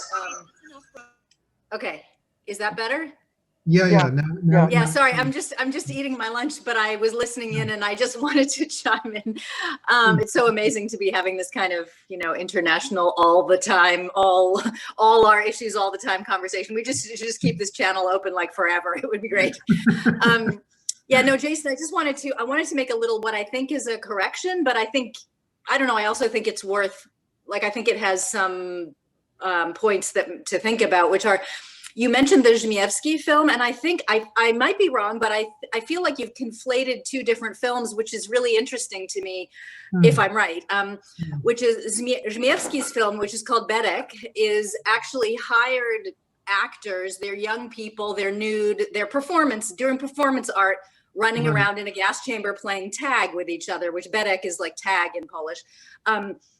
That they have nothing to, they're not, you said they're Holocaust survivors, they're not Holocaust survivors. But what's interesting for me is because I also had a kind of ambivalent reaction to that film, but there's another film, which I absolutely love, which I think, which is, no, it's not, there's a film that was made by the granddaughter of a Holocaust survivor, where her and her family went back to a bunch of campsites where her grandfather was.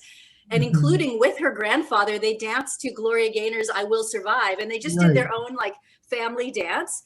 And for me, those have two completely different kind of tenors, right? I mean, the family, it's like, who's to tell them that they're being inappropriate? I mean, this incredible expression of joy and life and intergenerational continuity and overcoming. And the other one is it's in this high art world. It's a lot of money is exchanging hands. It's kind of this, it's a performance, like some kind of weird recreation and intervention. And one can have different opinions about that. But at least for me, it was important to separate them and raise this question of, does it matter who is remembering in relation to how they're remembering? I appreciate that. I think I did conflate them, and I find that interesting also, and that I would have conflated them. It's been some time since I'm thinking of the exhibition that was at Mozak. Me too. In 2015, and maybe they put them together in my brain. That's interesting. I think it's possible that other thing was actually on display. It's possible that the family film was also on display there.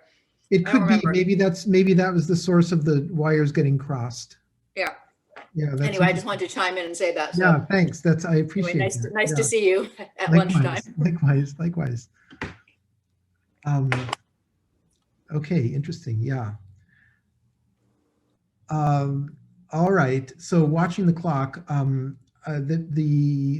next film will take us back to the life world of a city. Will be the next film will be in Krakow, in the Kajimiya district, which many of you will know. Some of you may not know. Directly, but this was the Kajimiya district in Krakow is the site of one of the oldest Jewish towns that still stands in Europe, one of the best preserved and most famous Jewish communities in Europe, was largely based there for hundreds of years. And the film takes place in a particular location in this neighborhood, which is at the intersection of Bożego Ciała Street and the street named for Rabbi Meisel's, the intersection of Majzelsa and Bożego Ciała. Kazimierz was not just a Jewish neighborhood; it was also a town and then a neighborhood with a large Christian population also. And so the Corpus Christi Church, the street name for the Corpus Christi Church, crosses the street named for one of the famous rabbis of the 19th century, who was the chief rabbi of Krakow, and then, as I remember, also the chief rabbi of Warsaw after that, and a major figure in the Polish nationalist movement, participant and supporter of the Polish nationalist movement.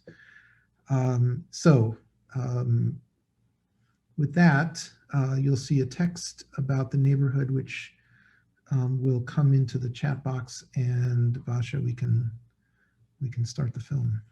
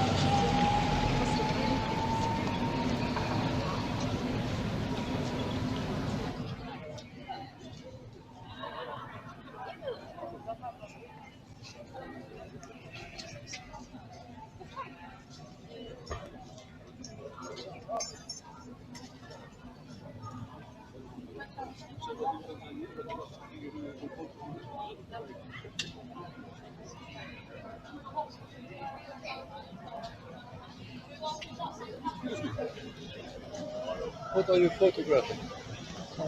The corner, every day at the same time? No, but today. Oh, just today. Okay, okay. But there's nothing happening, or just say for the atmosphere. I'm making a film. You make a film. Okay, good. Well, it's just interesting to see. And I hope you succeed. Yeah, thank you. Make a nice film. Thank you very much.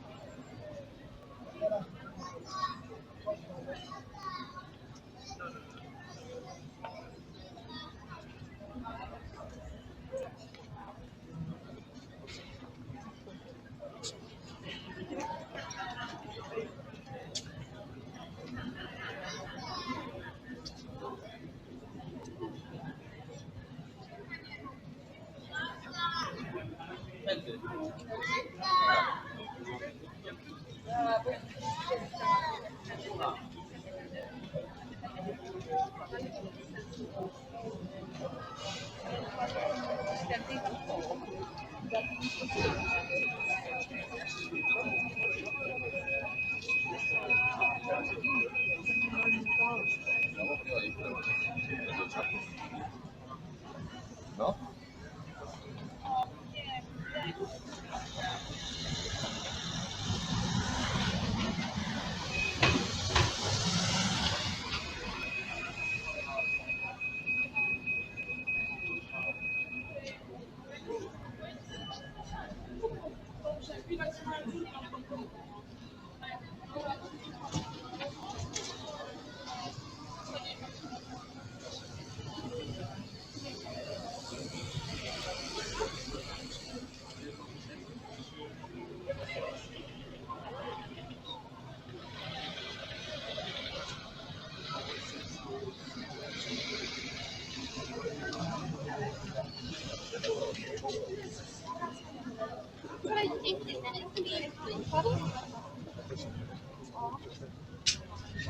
Yeah.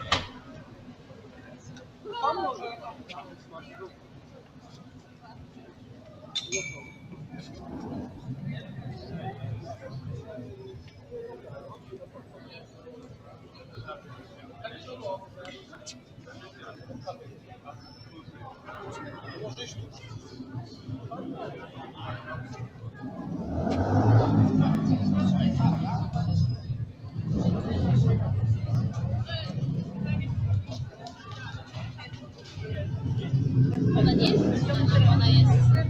Aha, bo tu ma takie...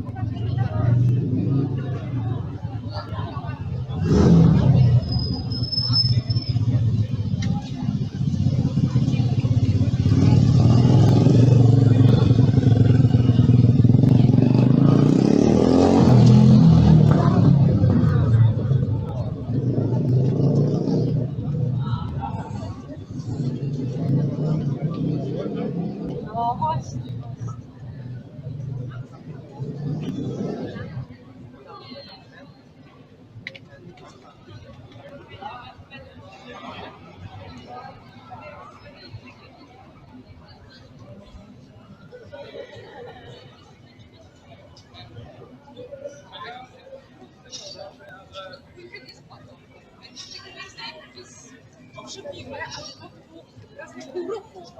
A nie co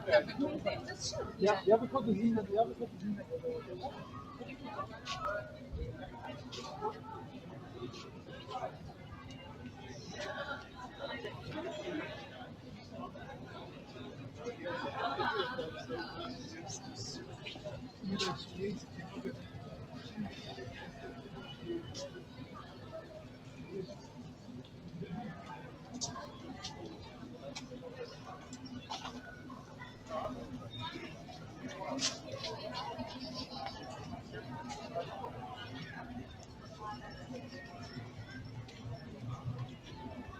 żyć w tym...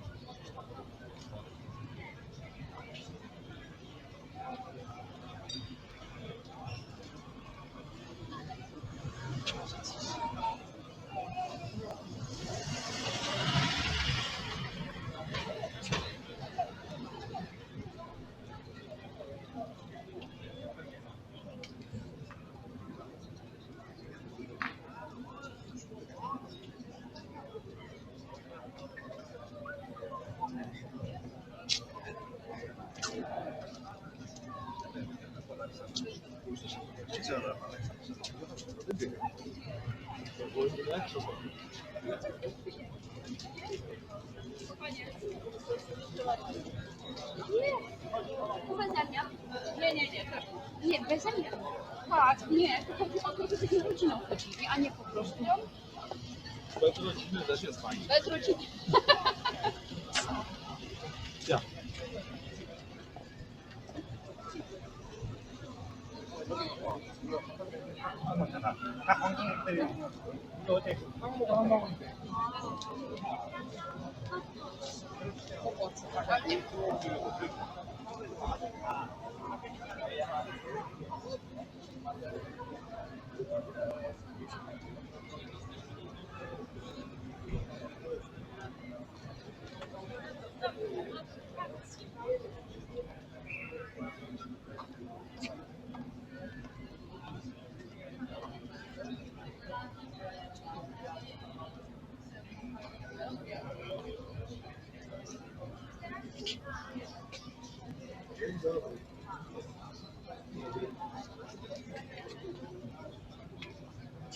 Matkajem. Zrobić zdjęcie.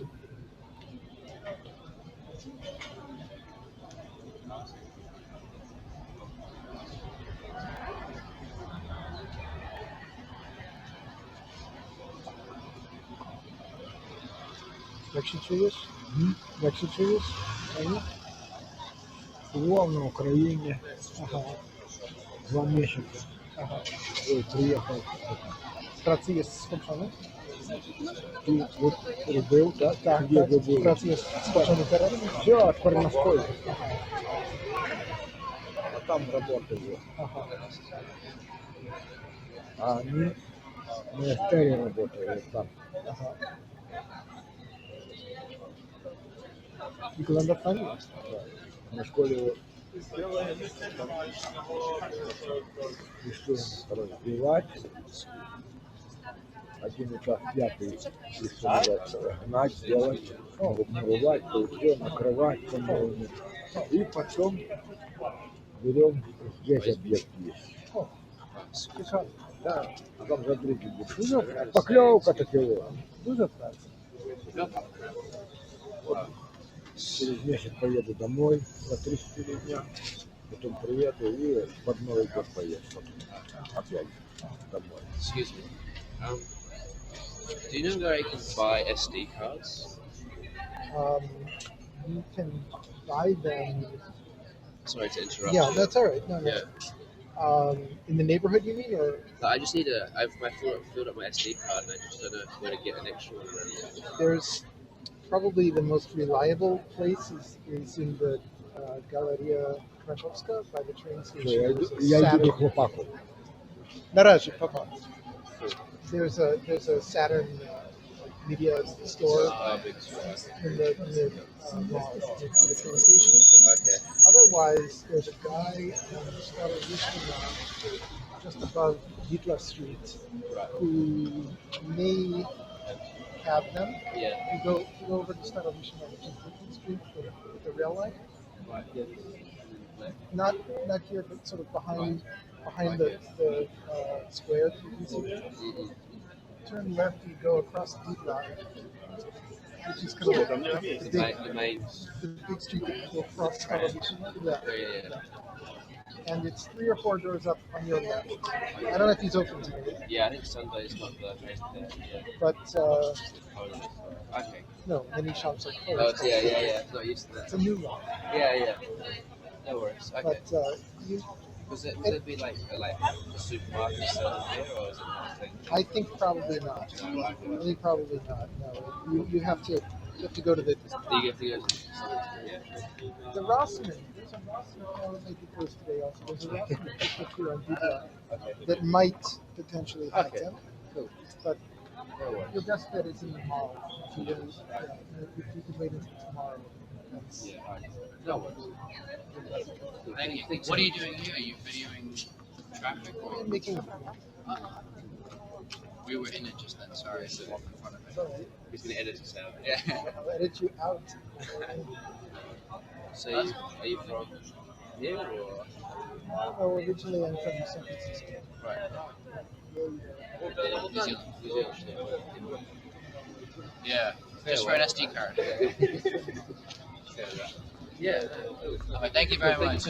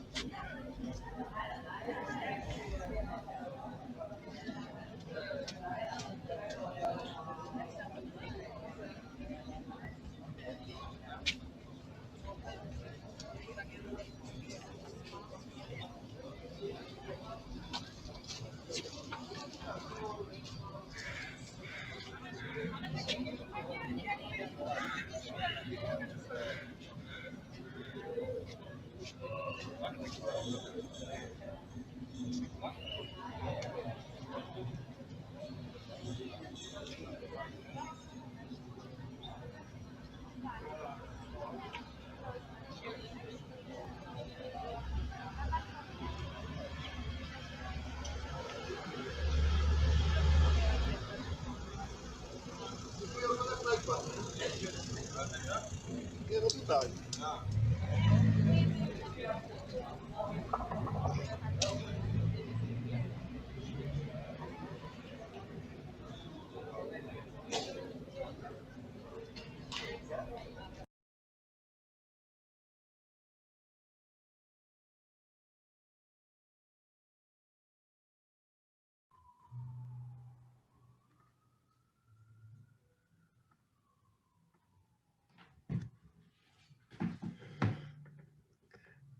Okay, this is the fifth film in the sequence.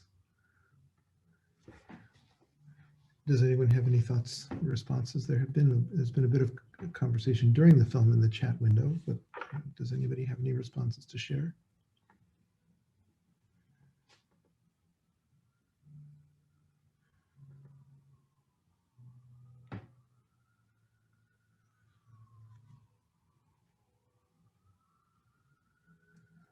One of the things that came up, that has come up during the course of the screening itself, was the interruptions that occurred during the 18 minutes of time that the film was being made.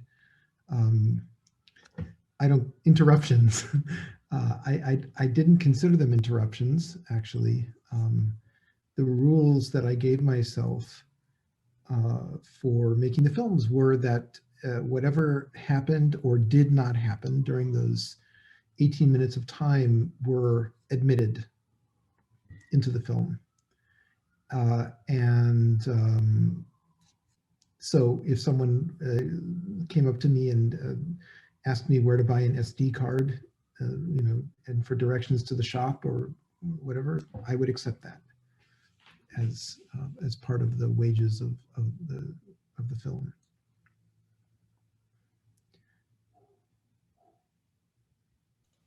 And here, storytelling was also a part of the film. There's quite a lot of conversation that occurs in this film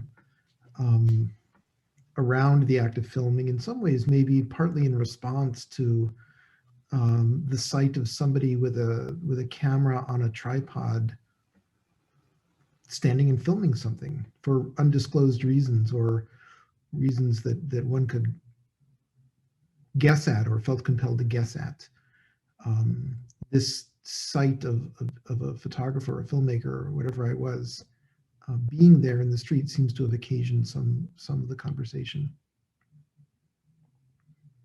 But I'm interested if anyone has thoughts about how this film relates to the Lviv film, if anyone here saw that film a bit earlier in this block of the Lucky Jewathon. That would be, I would be interested to hear those observations or other things about everyday life in the place of memory and history. For example, one thing which is in my mind is that unlike, say, the film at Babi Yar or the film at Shimliu, which are really films that which are made precisely and really in a way only because of Holocaust history. Here in Kajimiya, Holocaust is one item that's in the picture of these films, and there's a great deal more that seems to be circulating through them than Holocaust alone. And it seems that the presence of non-Holocaustal experiences is also comes forward in the imagination. At least for me, it does to some extent.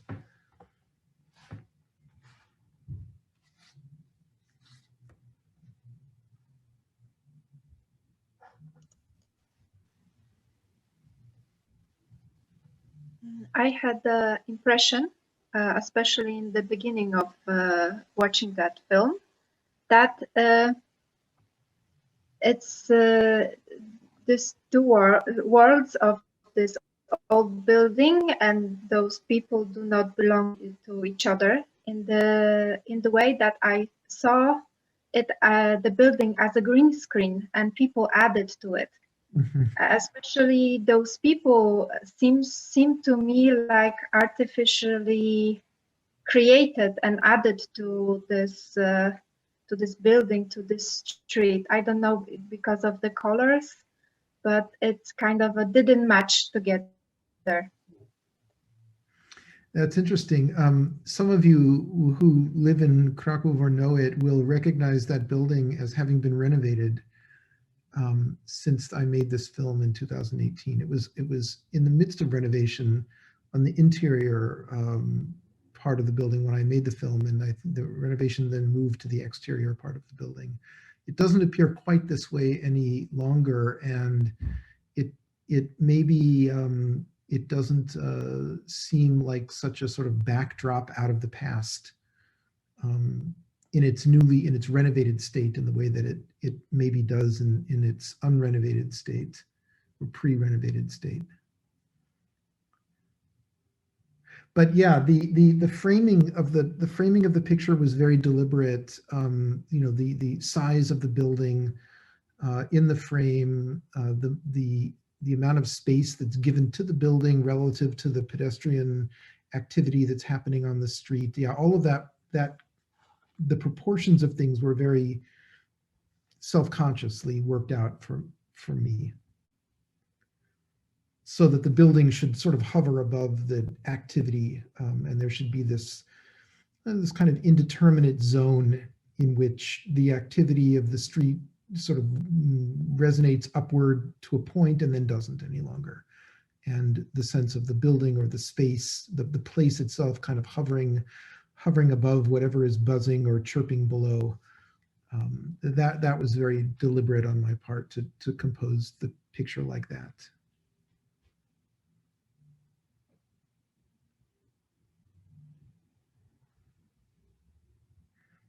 I was quite interested in Michael's comment from before this film, and I would like to touch that point again.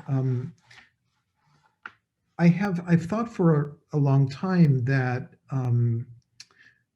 that certain kinds of work, certain kinds of art function in two modes, and I think of poetry first, I guess, when I think about this, but cinema, I think, and photography also can work in this way too. These two modes are the mode of the work functioning as a kind of record or account of some kind of interior experience that, say, a poet has. And the poem is the poet. The poet has a kind of interior experience which gets recorded as a poem, and then the poem is from that point a kind of secondhand account of what occurred inside the experience of the poet. This, as against another kind of poem, in which the poem itself is the firsthand experience, and the poet is not rendering it for you to sort of have or consume or apprehend, but you become the poet is a kind of mediator of the poetic experience itself, and you, the reader of the poem, are a kind of co-participant in that direct experience of the poem. And I think that the comments that Michael had about the distancing effects of film, I hear them sort of in relationship to this kind of distinction in which the film seems to operate on one level through this mechanism of distance and second order encounter or second order apprehension, but then on a different level at the same time, the films operate as this first order, this primary kind of experience of something happening in time. And the fact that the way the pictures were made, the films were made without being scripted, and as I was explaining at the very, very beginning of our session, in a one-to-one time relationship with the world itself. In other words, 1 second of the film is 1 second in the world's time. 18 minutes in the film is exactly 18 minutes in the world. And that in that sense, there's a kind of direct and primary experience that the films are sort of transmitting or presenting as much as they're representing something in a second-hand way.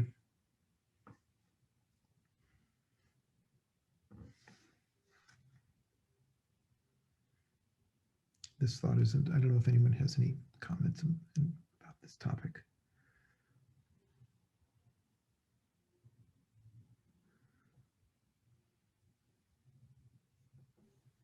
Let me add something to your comments.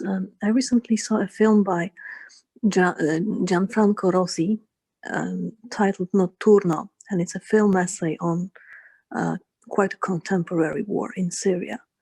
And you can feel the similar attitude of the director than you applied in your films. The kind of contemplation and meditation on victims and horizon landscapes, ruins sometimes. Of course, the difference is that the war in Syria is happening now. But I think the experience, the human experience is the same. Thank you for your films. If you'd like to type the name of, I haven't seen this film, if you'd like to type the name of it into the chat, sure. Yeah, then we can all follow it.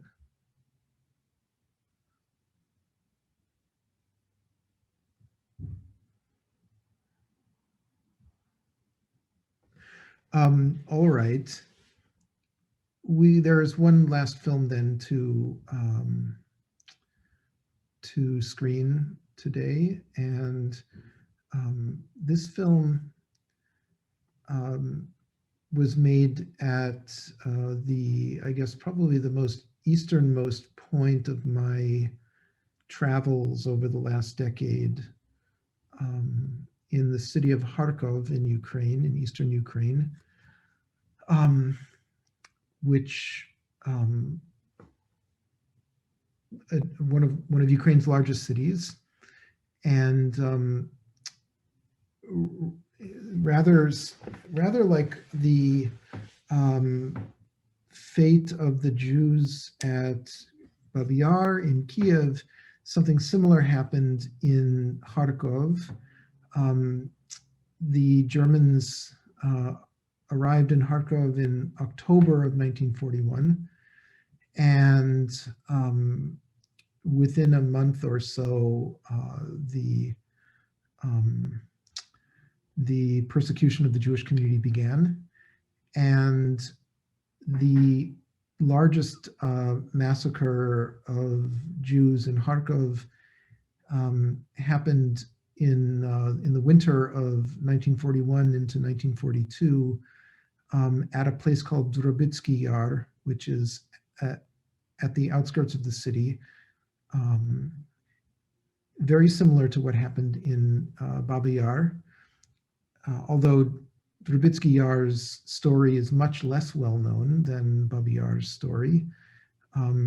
About 16,000 people were massacred at the ravine called Drobitsky Yar. And there is today a memorial that sits at that place. It is entered into the landscape of memory of that city. There are other locations where genocidal events happened that are not marked in a similar way. This one, in the way that I think this is a pattern that often happens with Holocaust memory. Certain sites come to stand for other sites. Certain events come to stand in for other events. And so just as, I don't know, we might say that in Krakow that Auschwitz eclipses Płaszów, or in some sense stands in for the events of Płaszów. In a similar way, a place like, in a much smaller geographic area, a place like Drobitsky Yar stands for other locations of massacre and killing during the Holocaust as it occurred in Kharkov. So this film was made at the ravine, and as you'll see, it touches something that occurred during the very first film in Zhovkva that I don't think we talked about, which is the changing of the light during the 18 minutes of the film that the film is happening. In this case, as you'll see, the film at Drobitsky Yar was made at the very end of the day, with the last light of day available. That's when I began to make the film. And so you'll see the passage from day into evening take place during the course of this film. And I suppose that simple change from day to night, or from that which is light reflecting things from the surfaces of the world to those surfaces of the world no longer reflecting light, that's the one of the dominant aspects of this last film. And as before, you'll see the text, a text that describes a bit about the context that will be placed in the chat window. And okay, Basha, whenever you're ready, we can look at it.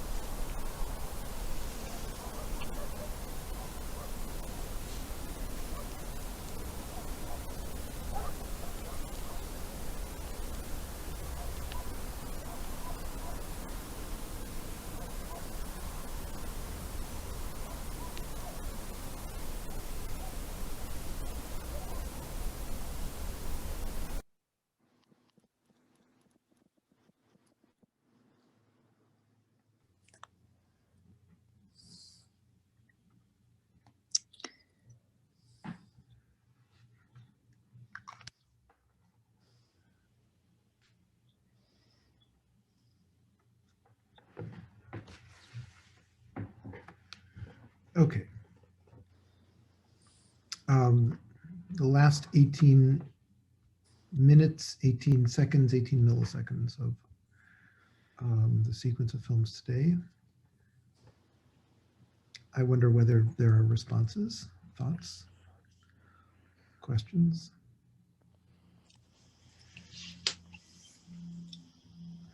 To this film or to others in the set that haven't come up yet.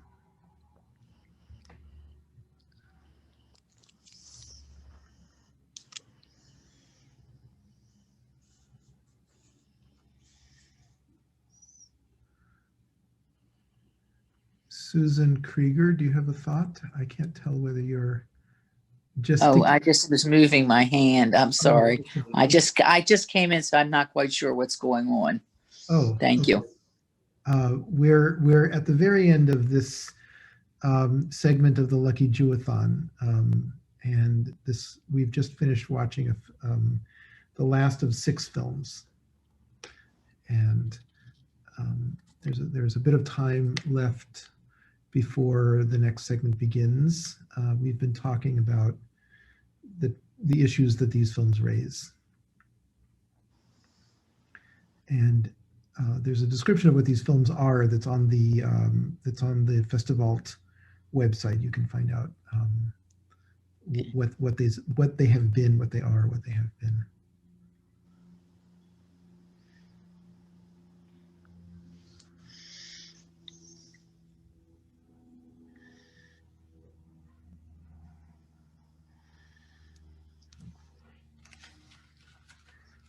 Are there other questions or thoughts, comments that anyone has sitting in mind?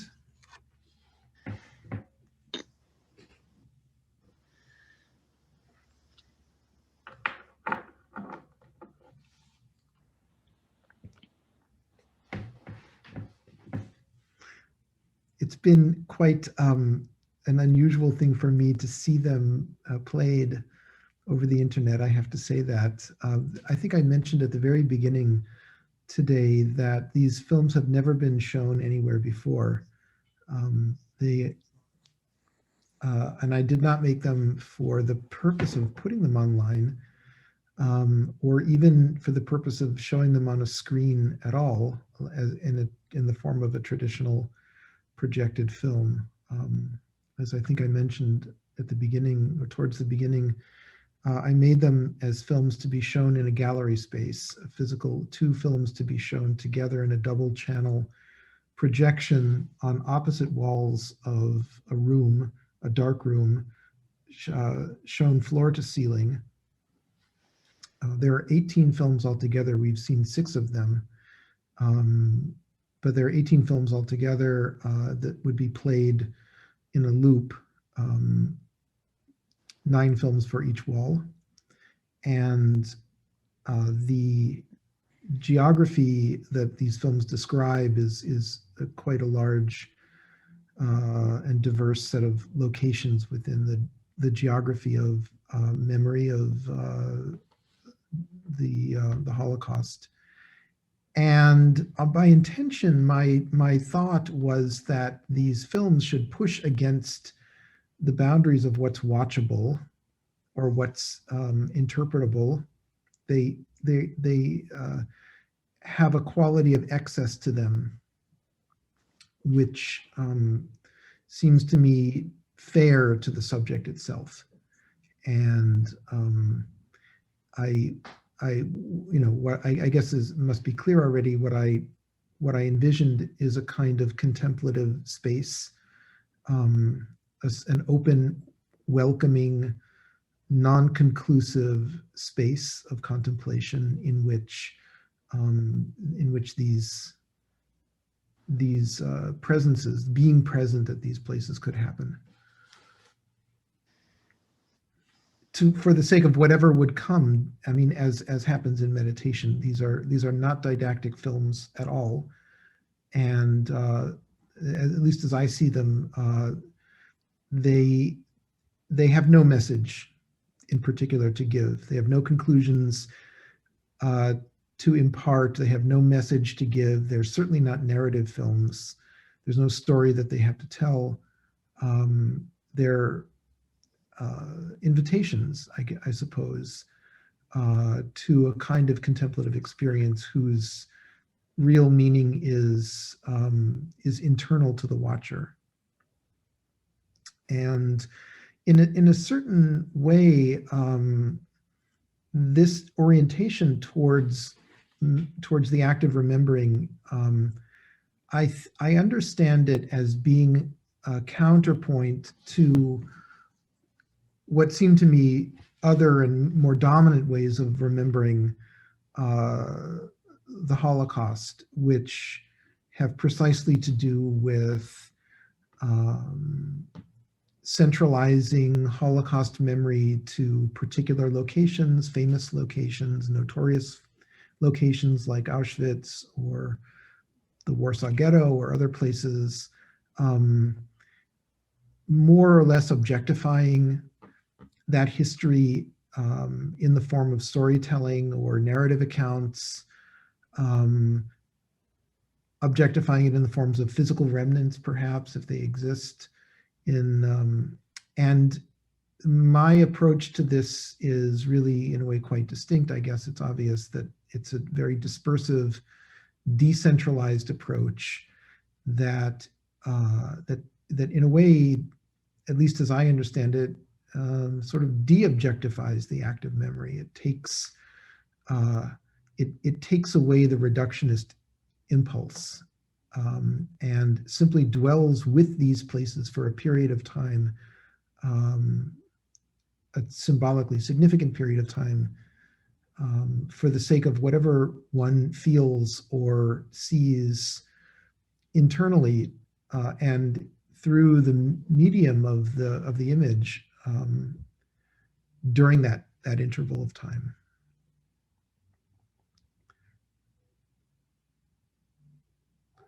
And in a sense, I guess this seems to me a very Festiwal-y kind of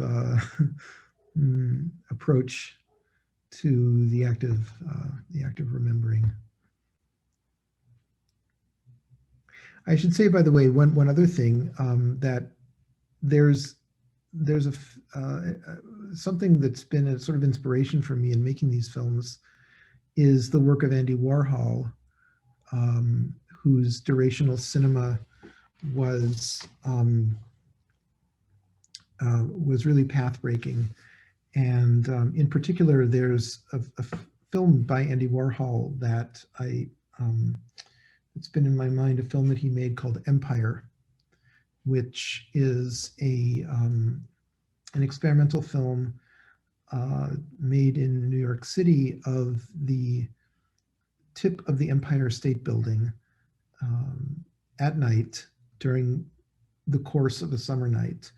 The camera is mounted in the window of a nearby building. It's pointed towards the illuminated tip of the Empire State Building, and the image that sits in the middle of the frame for many hours, depending on how the projection is run. When I saw it projected maybe a year ago, a year and a half ago, something like that. It lasted about 7 hours of time, and I think a fascinating film and a fascinating contemplative experience that the film induces. And it was a radical film when it was made, and it's still a radical film now. Not shown very often, but it's a film that definitely is a point of reference for me.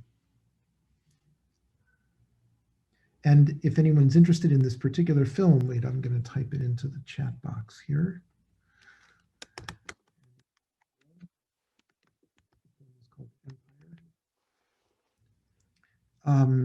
There's a piece that I've written that's about this film that's on my website if anybody's interested in it.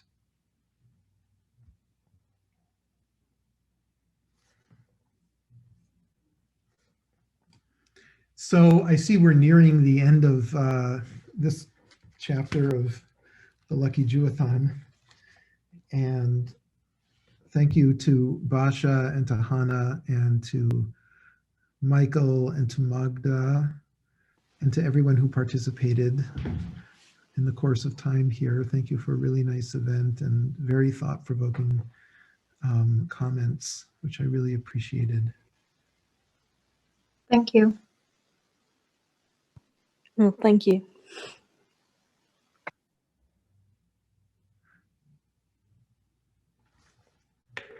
Are there any, before we end, are there other comments that anyone has while we're on our way out?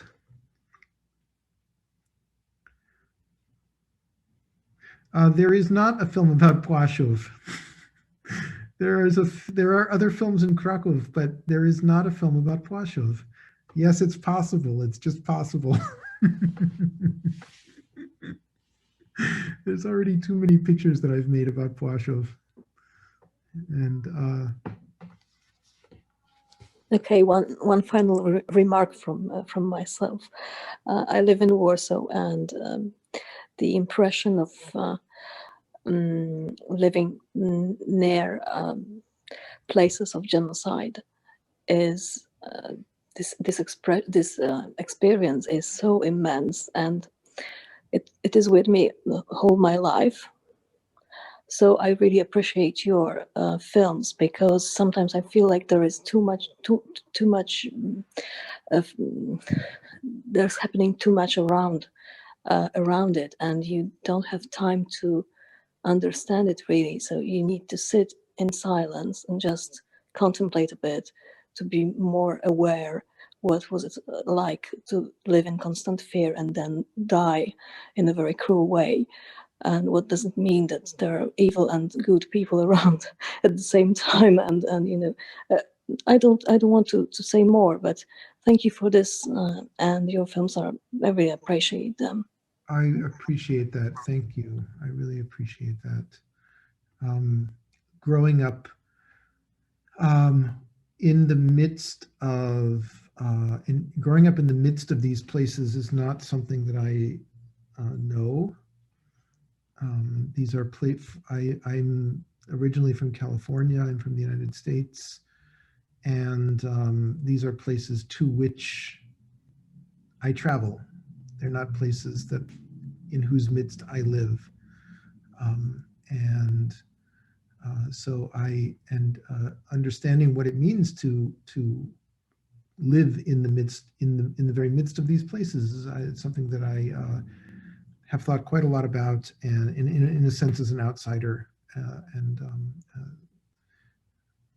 it's a different perspective certainly than my own, and to touch that perspective a bit is definitely part of my purposes.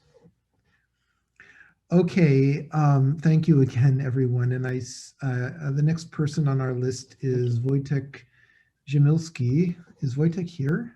Wojtek is here. Oh, hi, Wojtek. Thanks a lot, Jason.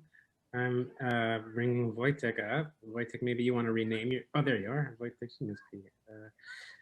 Thank you, Jason, very much for... Thank you. The last 4 hours.